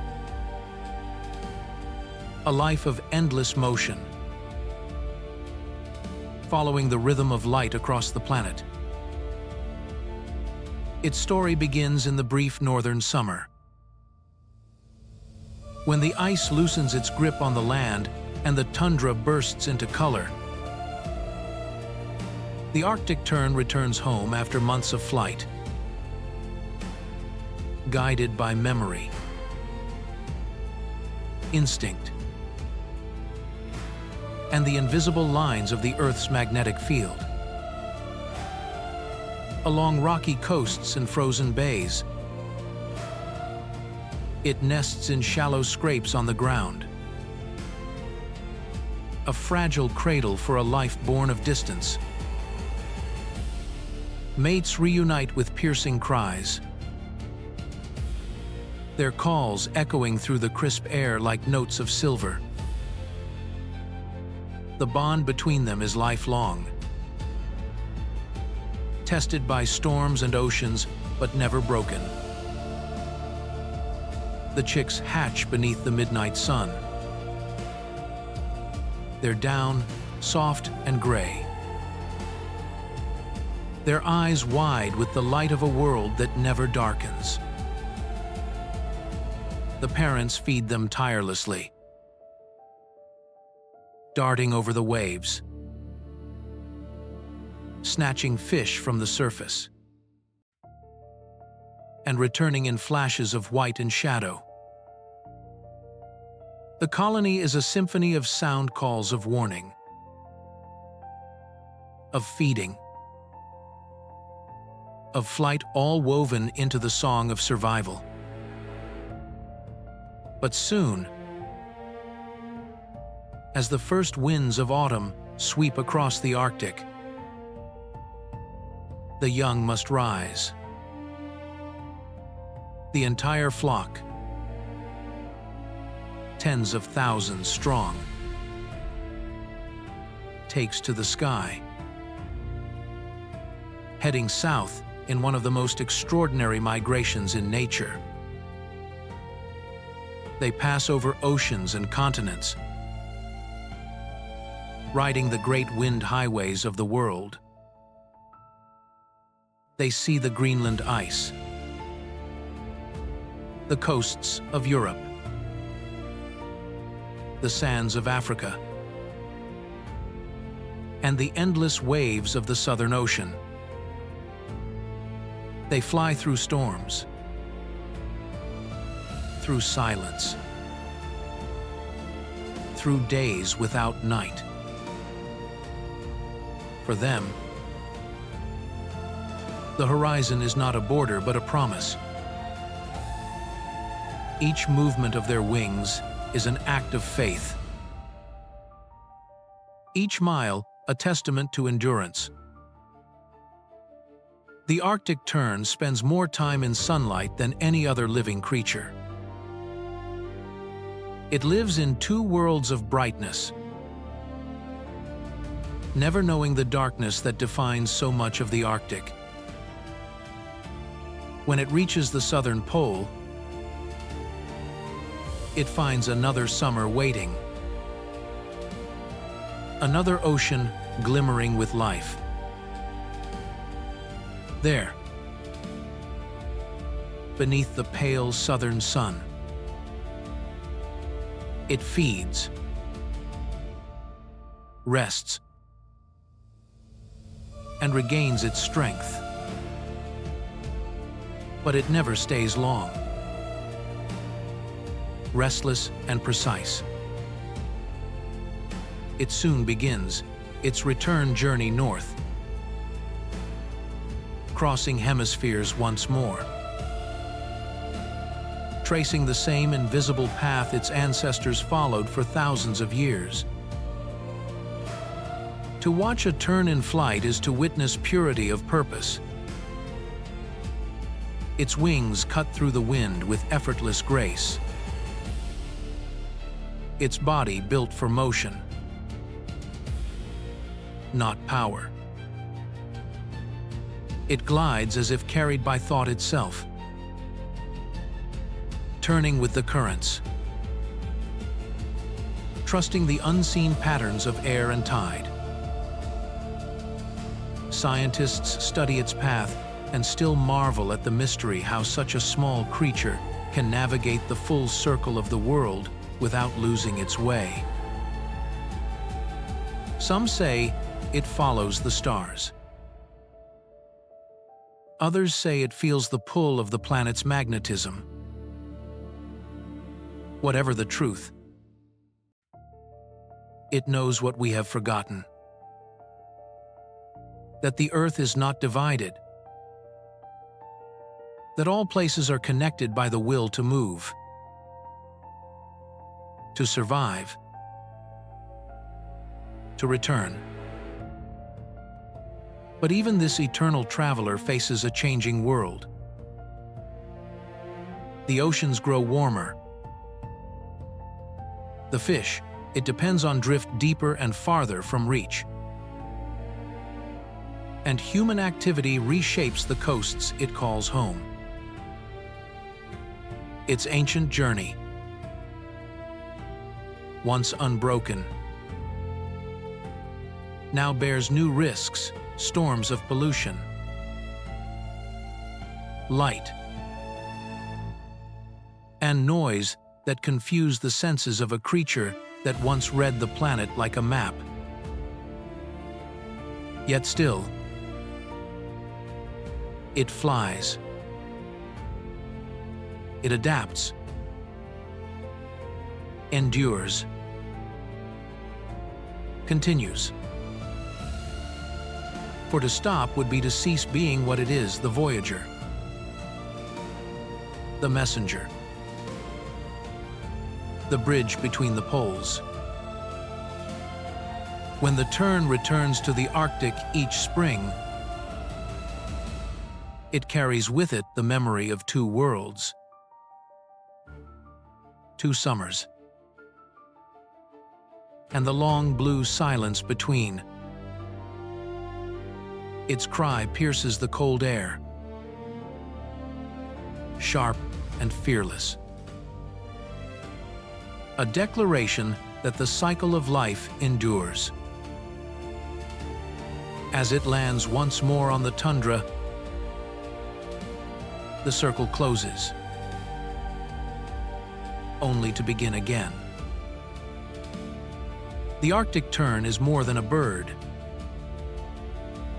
It is time in motion, the heartbeat of migration, the living thread that binds Earth's extremes. In its wings, the distance between the poles becomes a single breath. To see it vanish into the endless light is to glimpse eternity itself. A reminder that, in motion, there is meaning. And in the rhythm of return, there is hope. The Tern's journey tells the oldest story of all, that no matter how far the world stretches, life will always find its way home. As the long Arctic night yields to the pale fire of dawn, the sky awakens with a slow, trembling glow. Curtains of light ripple across the horizon, green and violet flames dancing in the silence above a frozen world. This is the night of the auroras, the heartbeat of the Arctic sky, where the heavens and the earth speak in color and motion. For those who live beneath this light, it is more than a spectacle. It is a reminder that even in the deepest cold,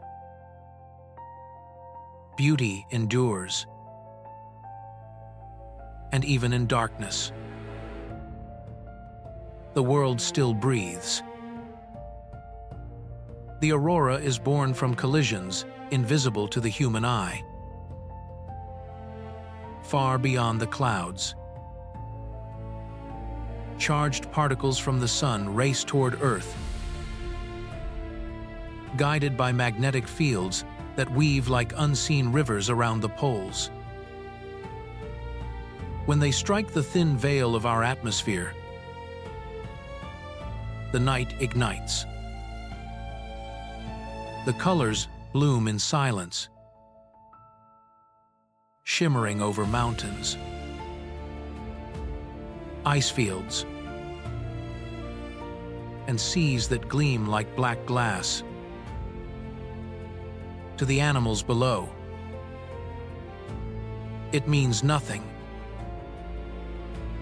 To the human soul, it is everything, a bridge between the known and the infinite. Under that light, life continues its quiet rhythm. The polar bear prowls across the ice, his breath rising like mist beneath the shifting glow. Seals sleep in the cold shallows. Whales sing beneath the frozen crust. Foxes slip through the snow with eyes that mirror the sky. Each heartbeat in this place seems to echo the pulse of the aurora itself, a reminder that everything alive here moves to the same rhythm. That the Arctic is not desolate but deeply, fiercely alive. For centuries, those who called this land home have looked to the auroras as messages from the spirits. The voices of ancestors dancing across the firmament. They believed the lights carried memory, that each shimmer was a story retold in the language of color. Hunters paused to watch them in reverence. Travelers whispered to them for guidance, and children fell asleep under their glow, dreaming of what lies beyond the cold horizon. The Arctic is not merely a landscape, it is a living cathedral of ice, sky, and silence. In the depths of winter, when the sun disappears for months, the auroras become the only fire the world knows. Their light paints the snow in hues of emerald and rose. casting shadows that stretch endlessly across the tundra. They are both ghost and promise, a reminder that even when the sun forgets this land, the heavens remember. To witness them is to understand how small we are and yet how deeply we belong to something vast and eternal. As the earth turns and the season begins to change, the lights fade and the first blush of dawn creeps across the horizon. The long night ends, and with it comes renewal. The snow softens, the ice cracks and drifts apart, and rivers awaken beneath the thaw. Birds return, their wings carving the air with the certainty of memory. Wolves sing in the distance, their calls rising like prayers into the pale morning. Life begins again, as it always has. But beneath the beauty, a shadow lingers. The ice retreats sooner each year. The auroras rise above a sky that grows warmer, and the rhythm of the Arctic shifts. The creatures that have lived in harmony for millennia find themselves at a crossroads, their future uncertain. The aurora, eternal in our eyes, becomes a question: will the lights still dance when the world beneath them changes beyond recognition? And yet, in that question lies hope. The Arctic has endured cycles of fire and frost, of creation and collapse.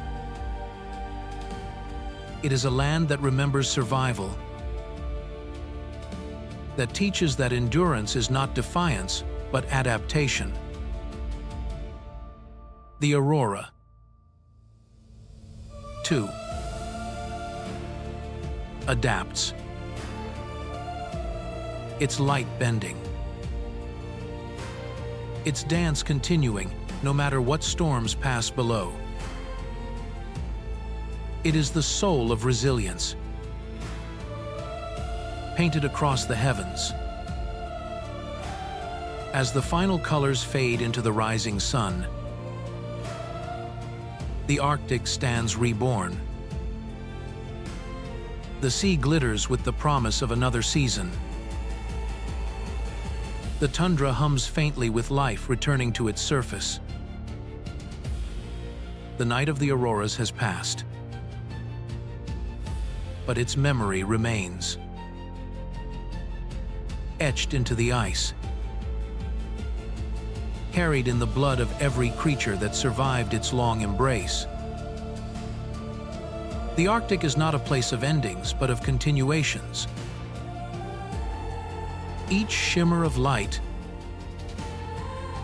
each breath of wind, each heartbeat beneath the snow is part of a greater cycle that will outlast us all. The auroras will come again. And when they do, they will dance not for what was lost, but for what still endures the courage of life to keep shining. Even in the coldest night, even at the edge of the world, when the world tilts toward warmth and the frozen seas begin to fracture, a new rhythm rises beneath the ice. Soft at first, then vast and unstoppable.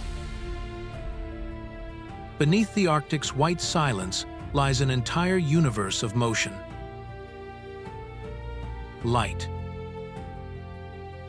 and color, the hidden web of life, that sustains everything above it.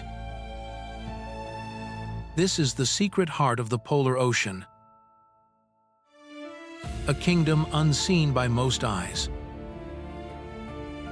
where light filters through the thinning ice like liquid glass, and every particle of it feeds something waiting in the dark. Here, under the frozen ceiling, the water blooms with life. Microscopic algae awaken as the sunlight returns, painting the underside of the ice with a living green glow. To the naked eye, it is nothing. But to the ocean, it is everything. These tiny drifters form the base of all existence in this place, breathing oxygen into the sea, feeding creatures too small to see, which in turn sustain the giants that roam the depths. The Arctic, for all its stillness above, is alive with invisible storms below, currents of plankton, clouds of krill, rivers of energy that pulse like the arteries of the planet. Fish dart through this twilight realm, slender and quick, scales flashing like shards of light. Arctic cod move in dense schools, feeding on the drifting plankton and becoming prey themselves for seals. Whales and seabirds capelin shimmer near the surface, their bodies glinting with cold fire as they leap through the waves. Each movement, each flick of a fin, connects one form of life to another, an endless chain that binds the smallest breath to the mightiest creature. The deep sea beneath the ice is not a void but a mirror of balance, every heartbeat echoing the logic of survival. Farther down, where no sunlight reaches, the world transforms into mystery. Strange beings drift through the blackness, comb jellies that pulse with iridescent light, shrimp-like amphipods that crawl along the under-ice world, ghostly jellyfish trailing tendrils like silk. There are creatures here that glow to attract, others that glow to warn, and some that glow simply because light is their language. Even in darkness, the Arctic refuses extinction. Above them, the great whales move through the currents like living continents. The bowhead, ancient and slow, sings songs that travel for miles beneath the ice, its voice deep enough to shake the sea floor. Belugas glide in white pods, their chirps and whistles forming an intricate conversation that humans have only begun to decipher. Narwhals pierce the depths with spiral tusks, like unicorns of the ocean, navigating with sonar through labyrinths of sound and pressure. Their lives depend on this hidden web below. On the algae, the krill, the cod, all threads in the same fragile tapestry of ice and life.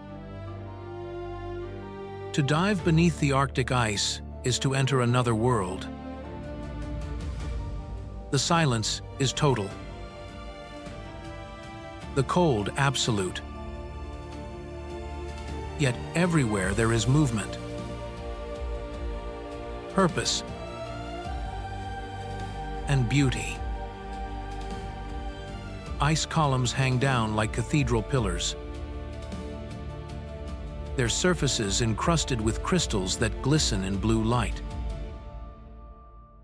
Beneath them, fish weave through shifting shadows,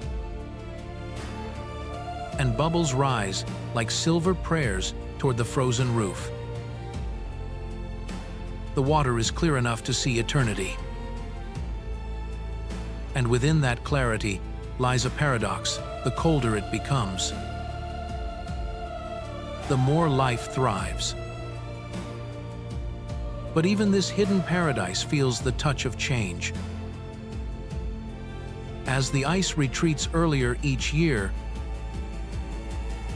the rhythm of bloom and migration begins to falter. Without the ice, the algae lose their anchor. The plankton scatter, and the chain weakens. The whales arrive to find the food dispersed,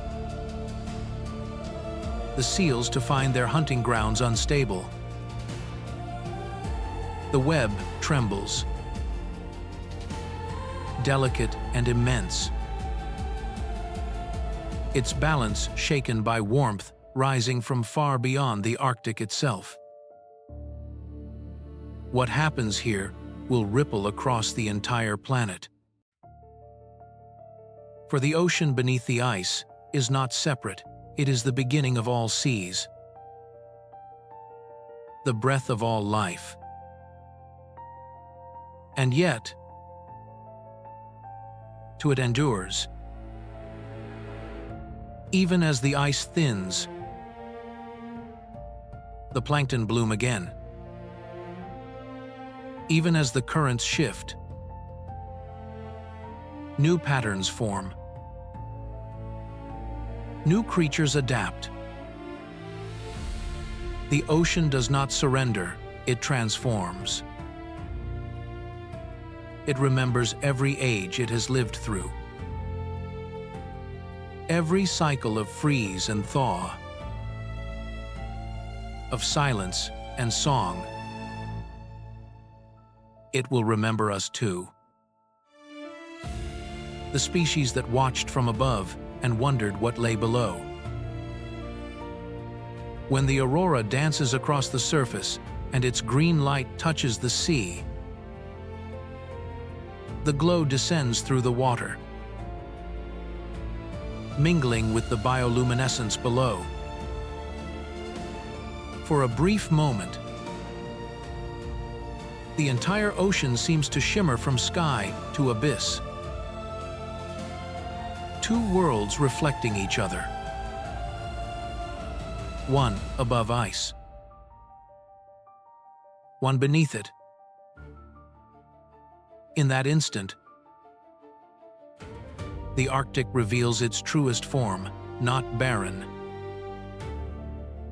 not empty, but eternal. A cradle of creation still breathing beneath the frost. To look into those depths is to glimpse the soul of the planet itself, cold, vast, and full of light.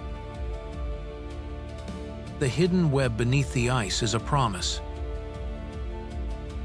whispered in the dark currents, that life, no matter how deep or fragile, will always find a way to shine. At the very bottom of the earth where the compass falters and time itself seems to sleep, there lies a world of shadows, pressure, and silence so absolute that sound feels like memory. It is the deep Arctic abyss, a place beyond light, beyond warmth, where the ocean floor stretches into black infinity. Few have ever seen it. Yet it holds some of the most extraordinary forms of life on the planet, creatures that defy reason. Thriving in darkness where the sun has never shone. This is the hidden heart of the Arctic Ocean. A realm not of desolation, but of transformation. Here, beneath miles of crushing water, the temperature hovers near freezing, and the weight above would flatten any machine built by human hands. Yet life persists. Delicate and radiant. Pale sea stars crawl across the sediment like fallen stars. Brittle and slow. Worms the color of ivory twist through the silt, feeding on invisible particles that drift down from the upper world. Tiny amphipods scurry between rocks older than ice itself, their translucent bodies pulsing with faint blue light. To live here is to move within the rhythm of eternity, slow, patient, and unyielding. In the absence of sunlight, another kind of illumination reigns. Bioluminescent beings flicker through the void. Sparks of blue and green drifting like constellations beneath the waves. Some use their light to lure prey, others to communicate, and some to vanish, blending into the darkness with perfect precision. Each pulse, each glow, is a conversation written in light, a quiet dialogue between survival and beauty. Stranger still are the giants that drift through this black world. The Greenland shark, ancient and blind, moves through the depths with the calm of centuries. Its flesh carries the weight of time.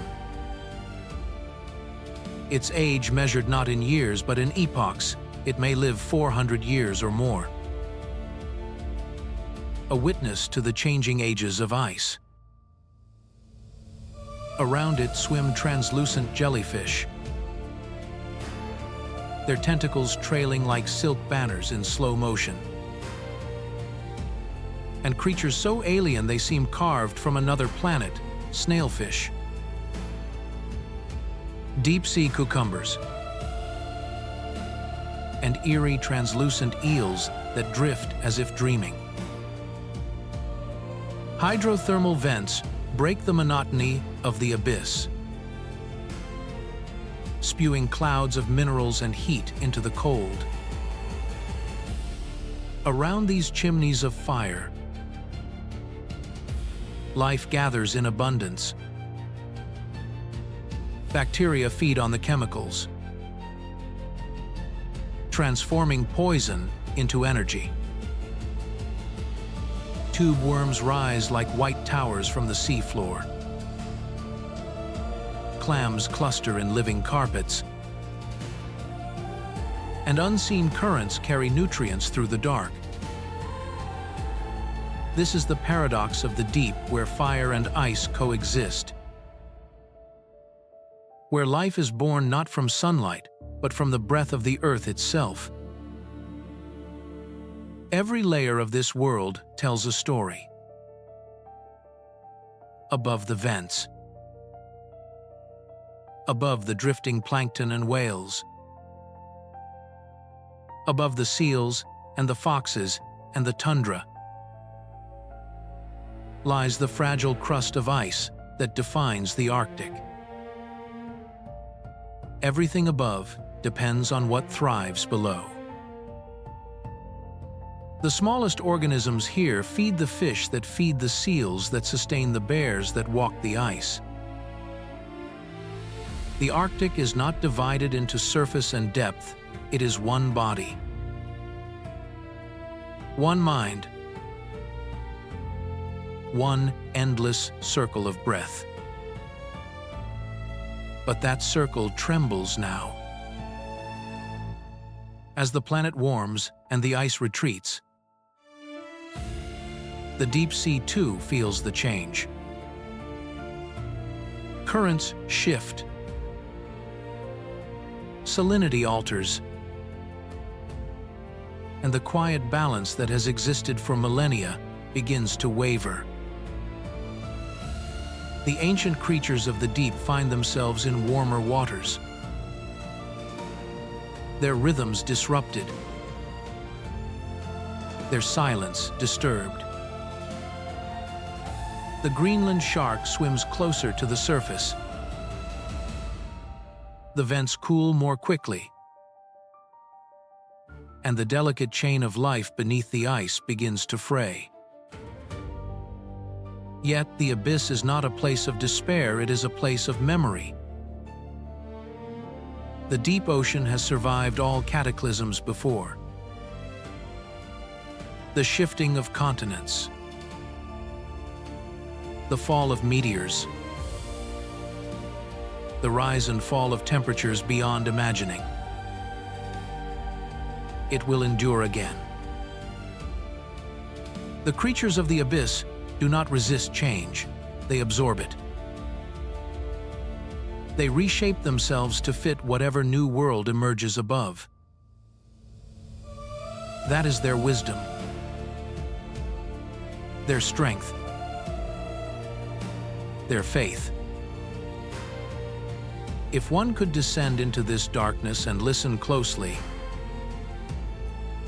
there would be no silence at all. There would be the faint clicking of crustaceans, the slow beat of a shark's heart, the distant tremor of ice breaking far above. These are the sounds of continuity, of the planet's pulse echoing through miles of water. And when light from the surface filters faintly through cracks in the ice,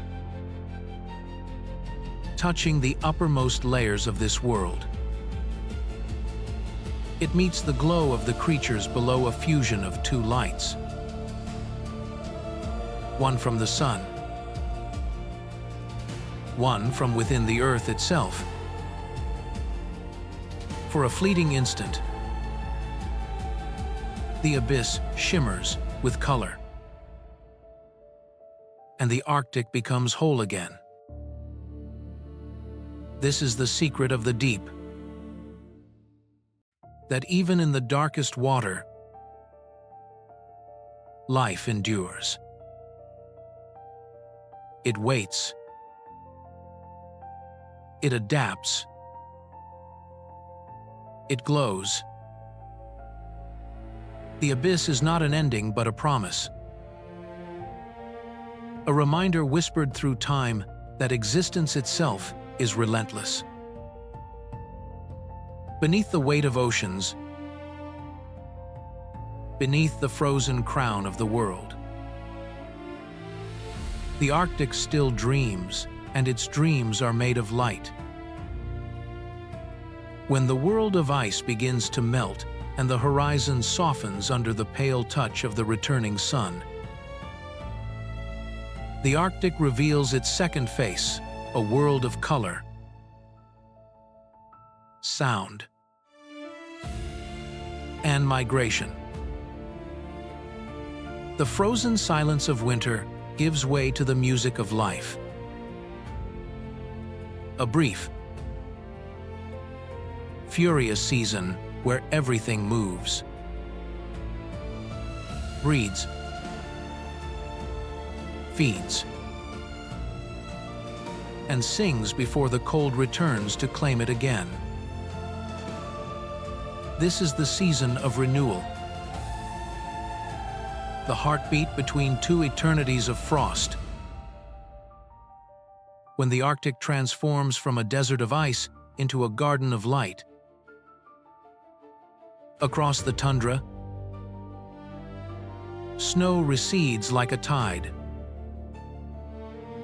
uncovering a living carpet of moss, lichens, and flowers so small they seem to bloom for the memory of sunlight itself. Purple saxifrages, yellow poppies, and tiny blue forget-me-nots cling to soil barely thawed, their roots tapping into water that has waited months to flow. The air, once sharp and empty, fills with sound, the buzz of insects, the calls of returning birds,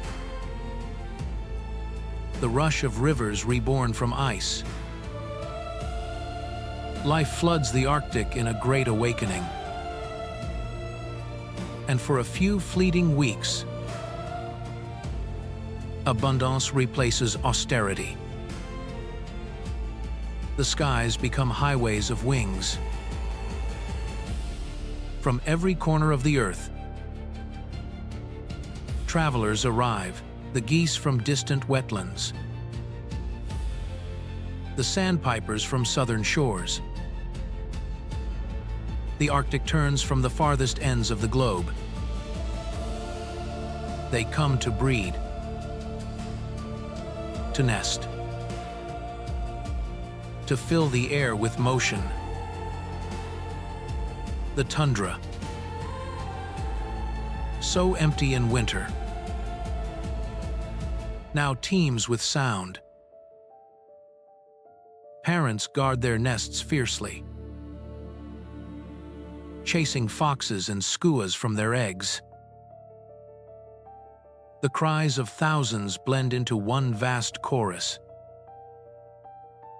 a symphony that carries across the plains, echoing against the ice cliffs and mountains beyond.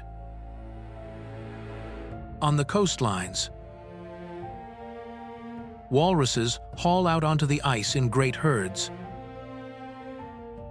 their tusks gleaming in the soft light. Seals gather at the edges of melting floes,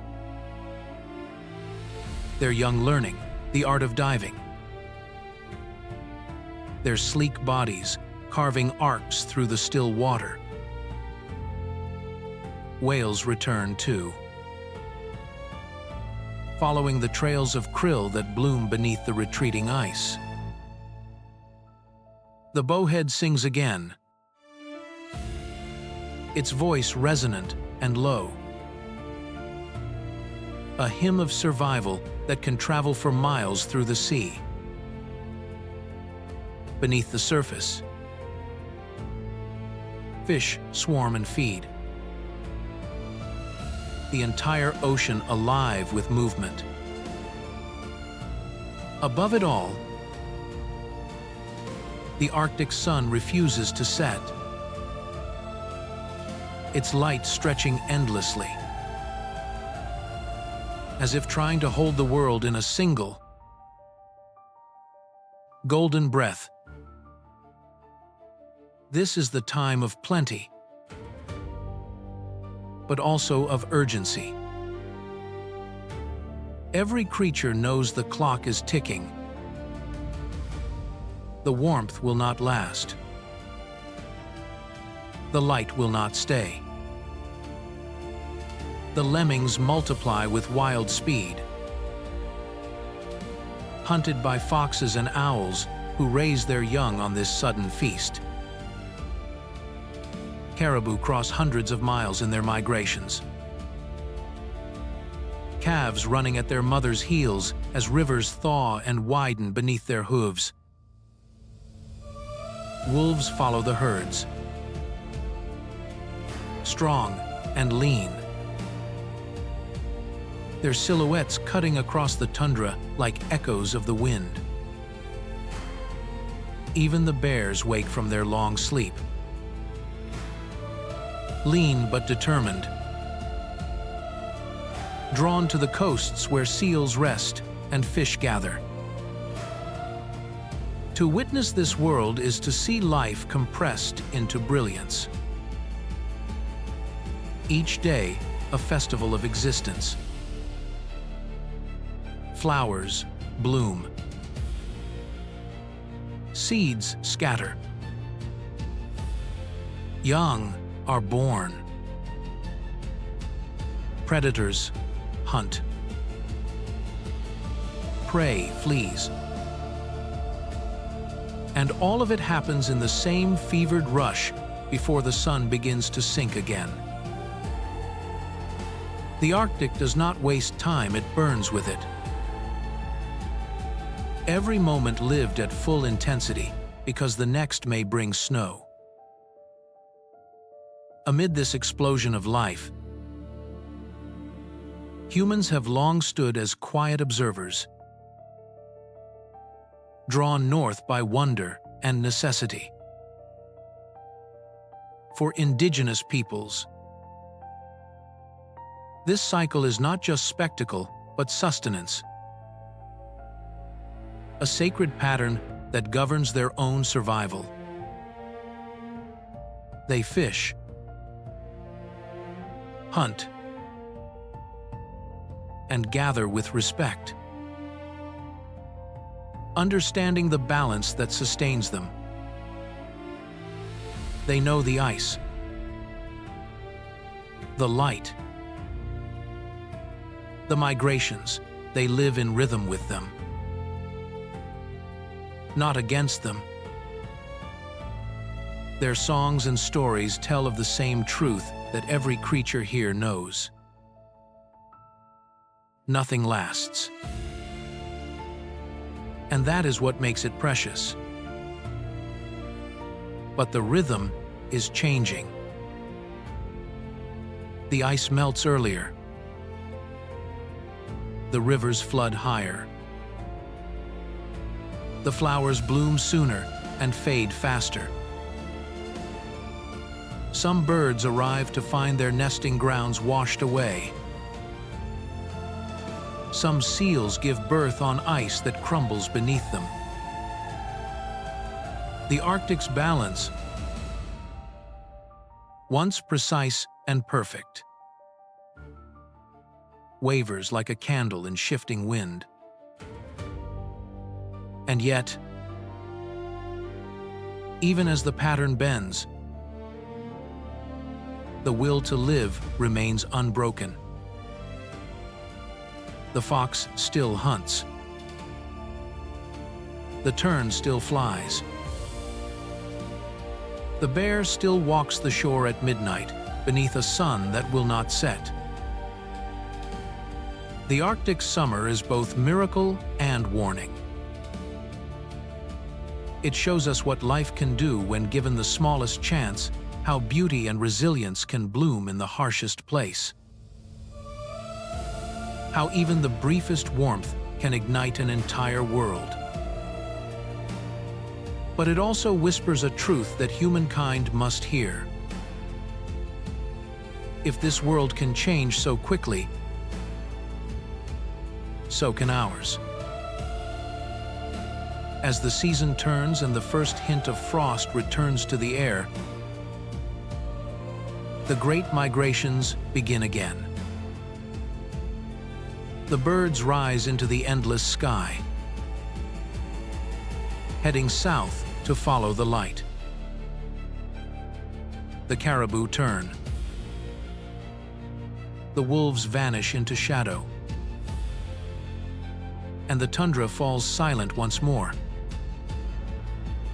But beneath the ground, seeds wait. Beneath the ice, the plankton sleep. And beneath the aurora, the Arctic keeps its promise that no matter how long the winter lasts, life will always find its way back to the light. When the final warmth of summer fades and the light begins to wane, the Arctic exhales. The great pulse of life that filled its tundras and seas slows, softens,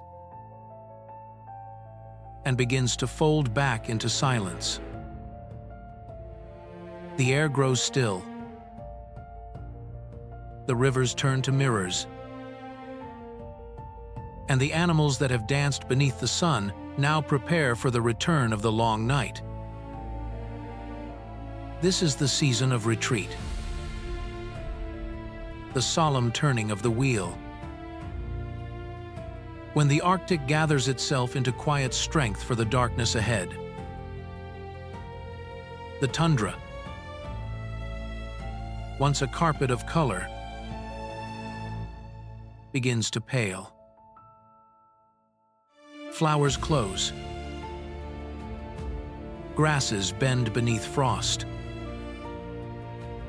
And the first snowflakes drift across the horizon like ghosts returning home. The caribou herds move southward, their migration tracing ancient paths carved by instinct and memory. The wolves follow, lean and patient, their eyes glowing faintly in the half-light. Their cries echo through the cold air. Neither song nor warning, but something older, an announcement to the world that the time of stillness has come again. Above them, the sky changes. The sun lowers each day, lingering less on the horizon, until it no longer rises at all. The last light spills across the ice in gold and violet tones, bathing the world in a fragile beauty that feels both eternal and fleeting. Then darkness comes, not like night elsewhere, but as a presence,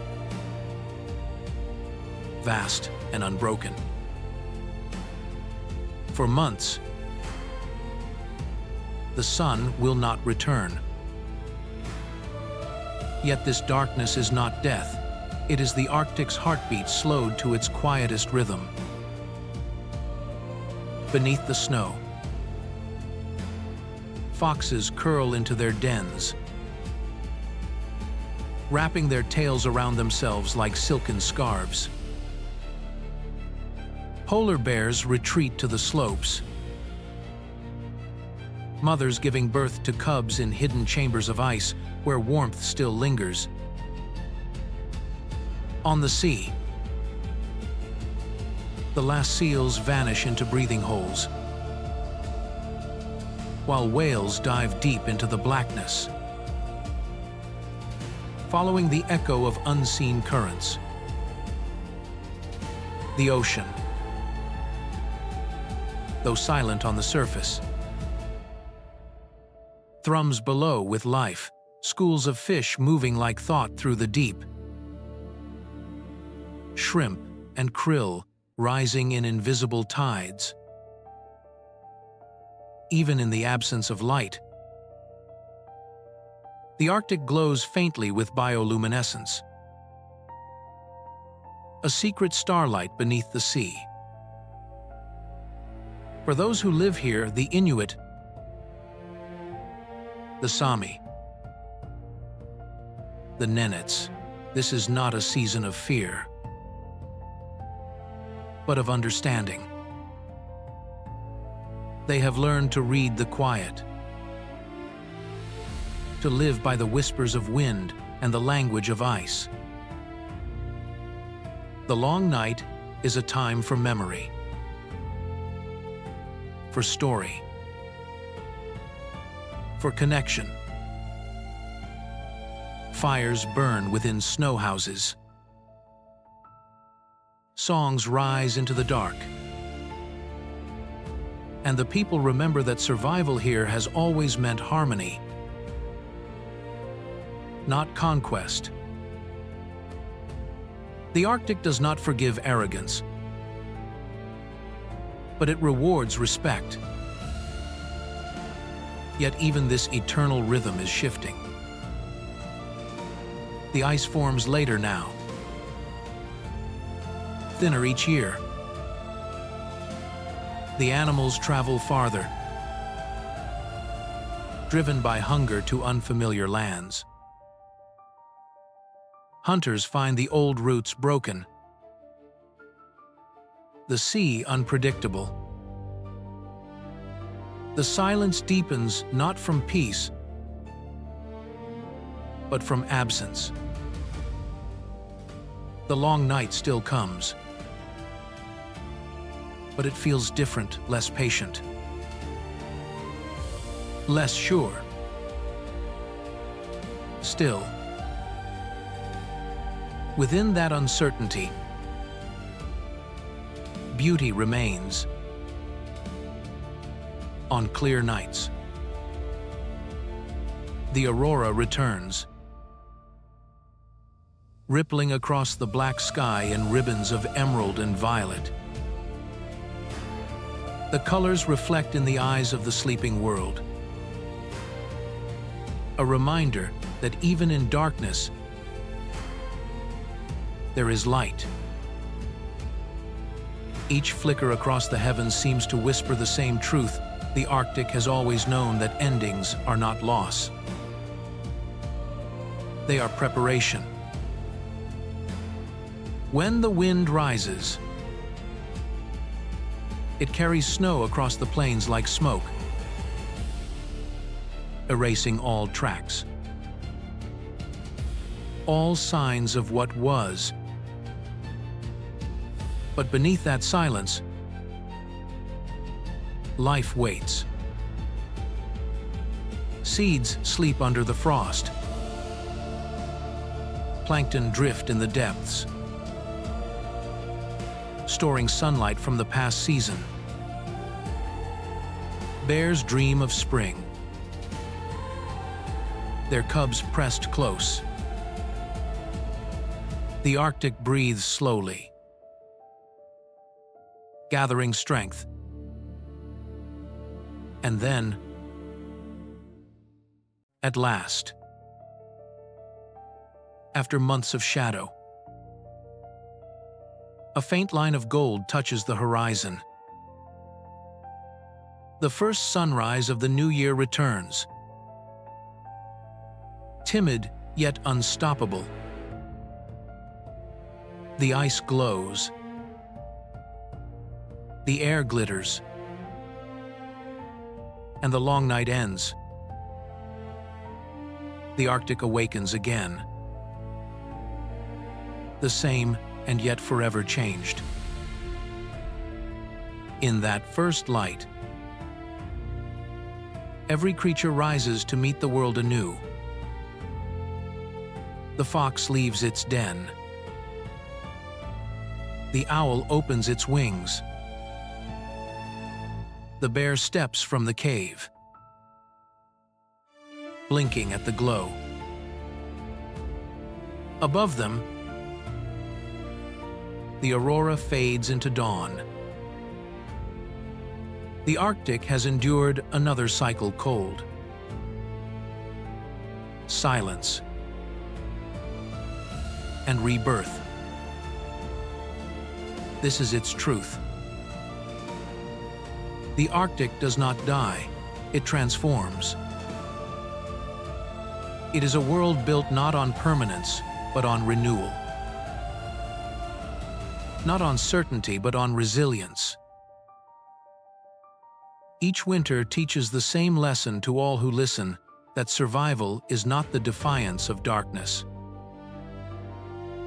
but the faith that light will always return.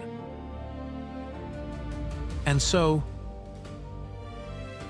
as the sun climbs once more over the horizon,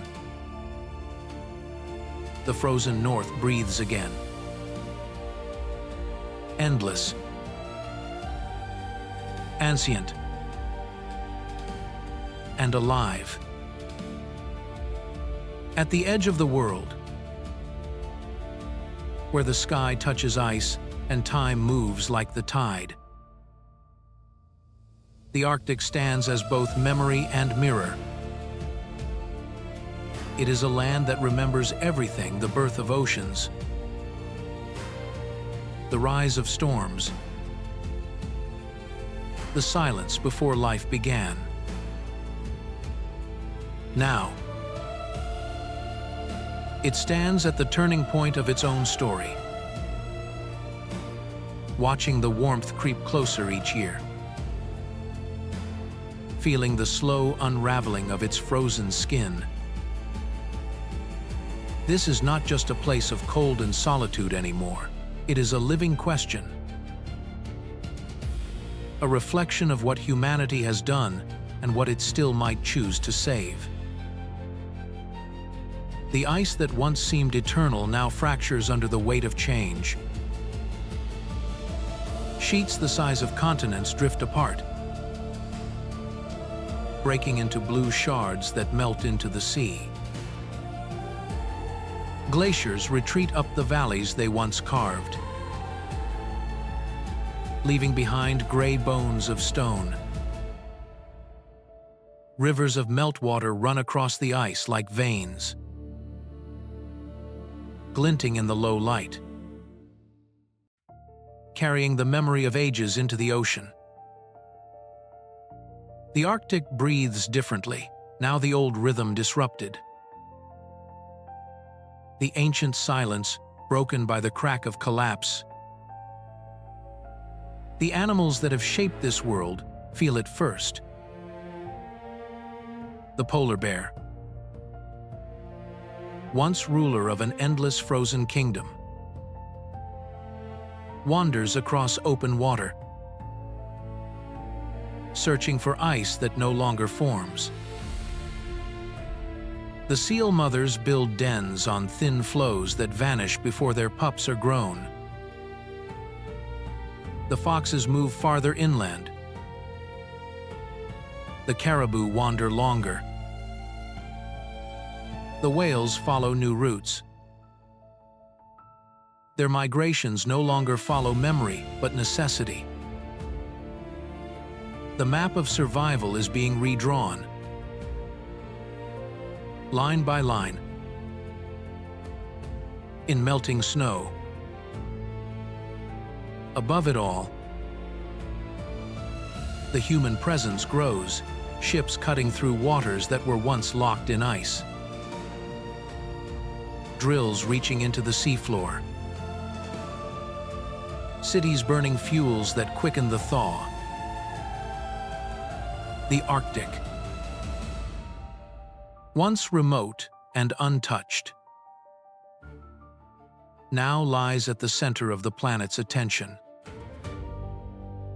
Not as sanctuary, but as opportunity.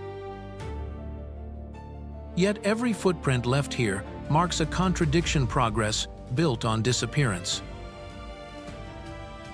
Ambition that feeds on loss. And still, the Arctic does not rage. It simply changes. Quietly and completely. The snow absorbs what falls upon it. The ocean accepts what melts into it. And the air carries the heat that rises from far away. It does not seek vengeance. It reflects. The Arctic is the mirror of the world's conscience. To look upon it is to see what we have done and what we have forgotten, to remember that every act upon the earth, no matter how small, echoes to the poles. But even now, hope glimmers through the frost. Scientists and explorers return not to conquer but to listen. Indigenous peoples, whose ancestors have lived in harmony with this land for millennia, speak once more of respect, balance, and restraint. Their knowledge, passed through generations, teaches that the Arctic is not merely a resource but a relationship. They remind us that survival here has always been a conversation, not a conquest. Around the world, voices rise for protection. Sanctuaries are proposed, emissions reduced, and treaties written in the name of what remains. And though the ice may never return as it once was, life still adapts. The plankton bloom beneath thinner ice. The fish find new paths. The fox still hunts beneath the aurora. The Arctic endures not through resistance, but through transformation. It is teaching the same lesson it has whispered for millennia. Survival is change. When night falls again over the poles and the aurora returns, its colors are softer now, but still fierce. Green fire ripples across the horizon, reflecting off waters once frozen solid. It feels like memory, but it is also promise. The light dances for all that is still alive, for the seals that still breathe, the bears that still walk, the people who still care. It reminds the world that the Arctic story is not an elegy, but an invitation to remember, to restore, to begin again.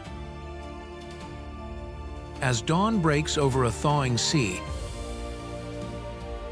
the Arctic glows gold for a moment, a fragile, breathtaking light that catches on waves and ice alike. In that light, the truth becomes clear. This place is not the end of the world, it is the beginning of understanding. The Arctic, cold and ancient, is speaking. Its voice is the whisper of snow, the crack of ice,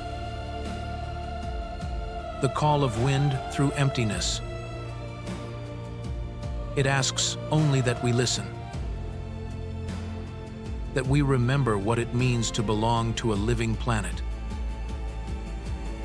And if we listen closely enough, we will hear it still breathing slowly, quietly,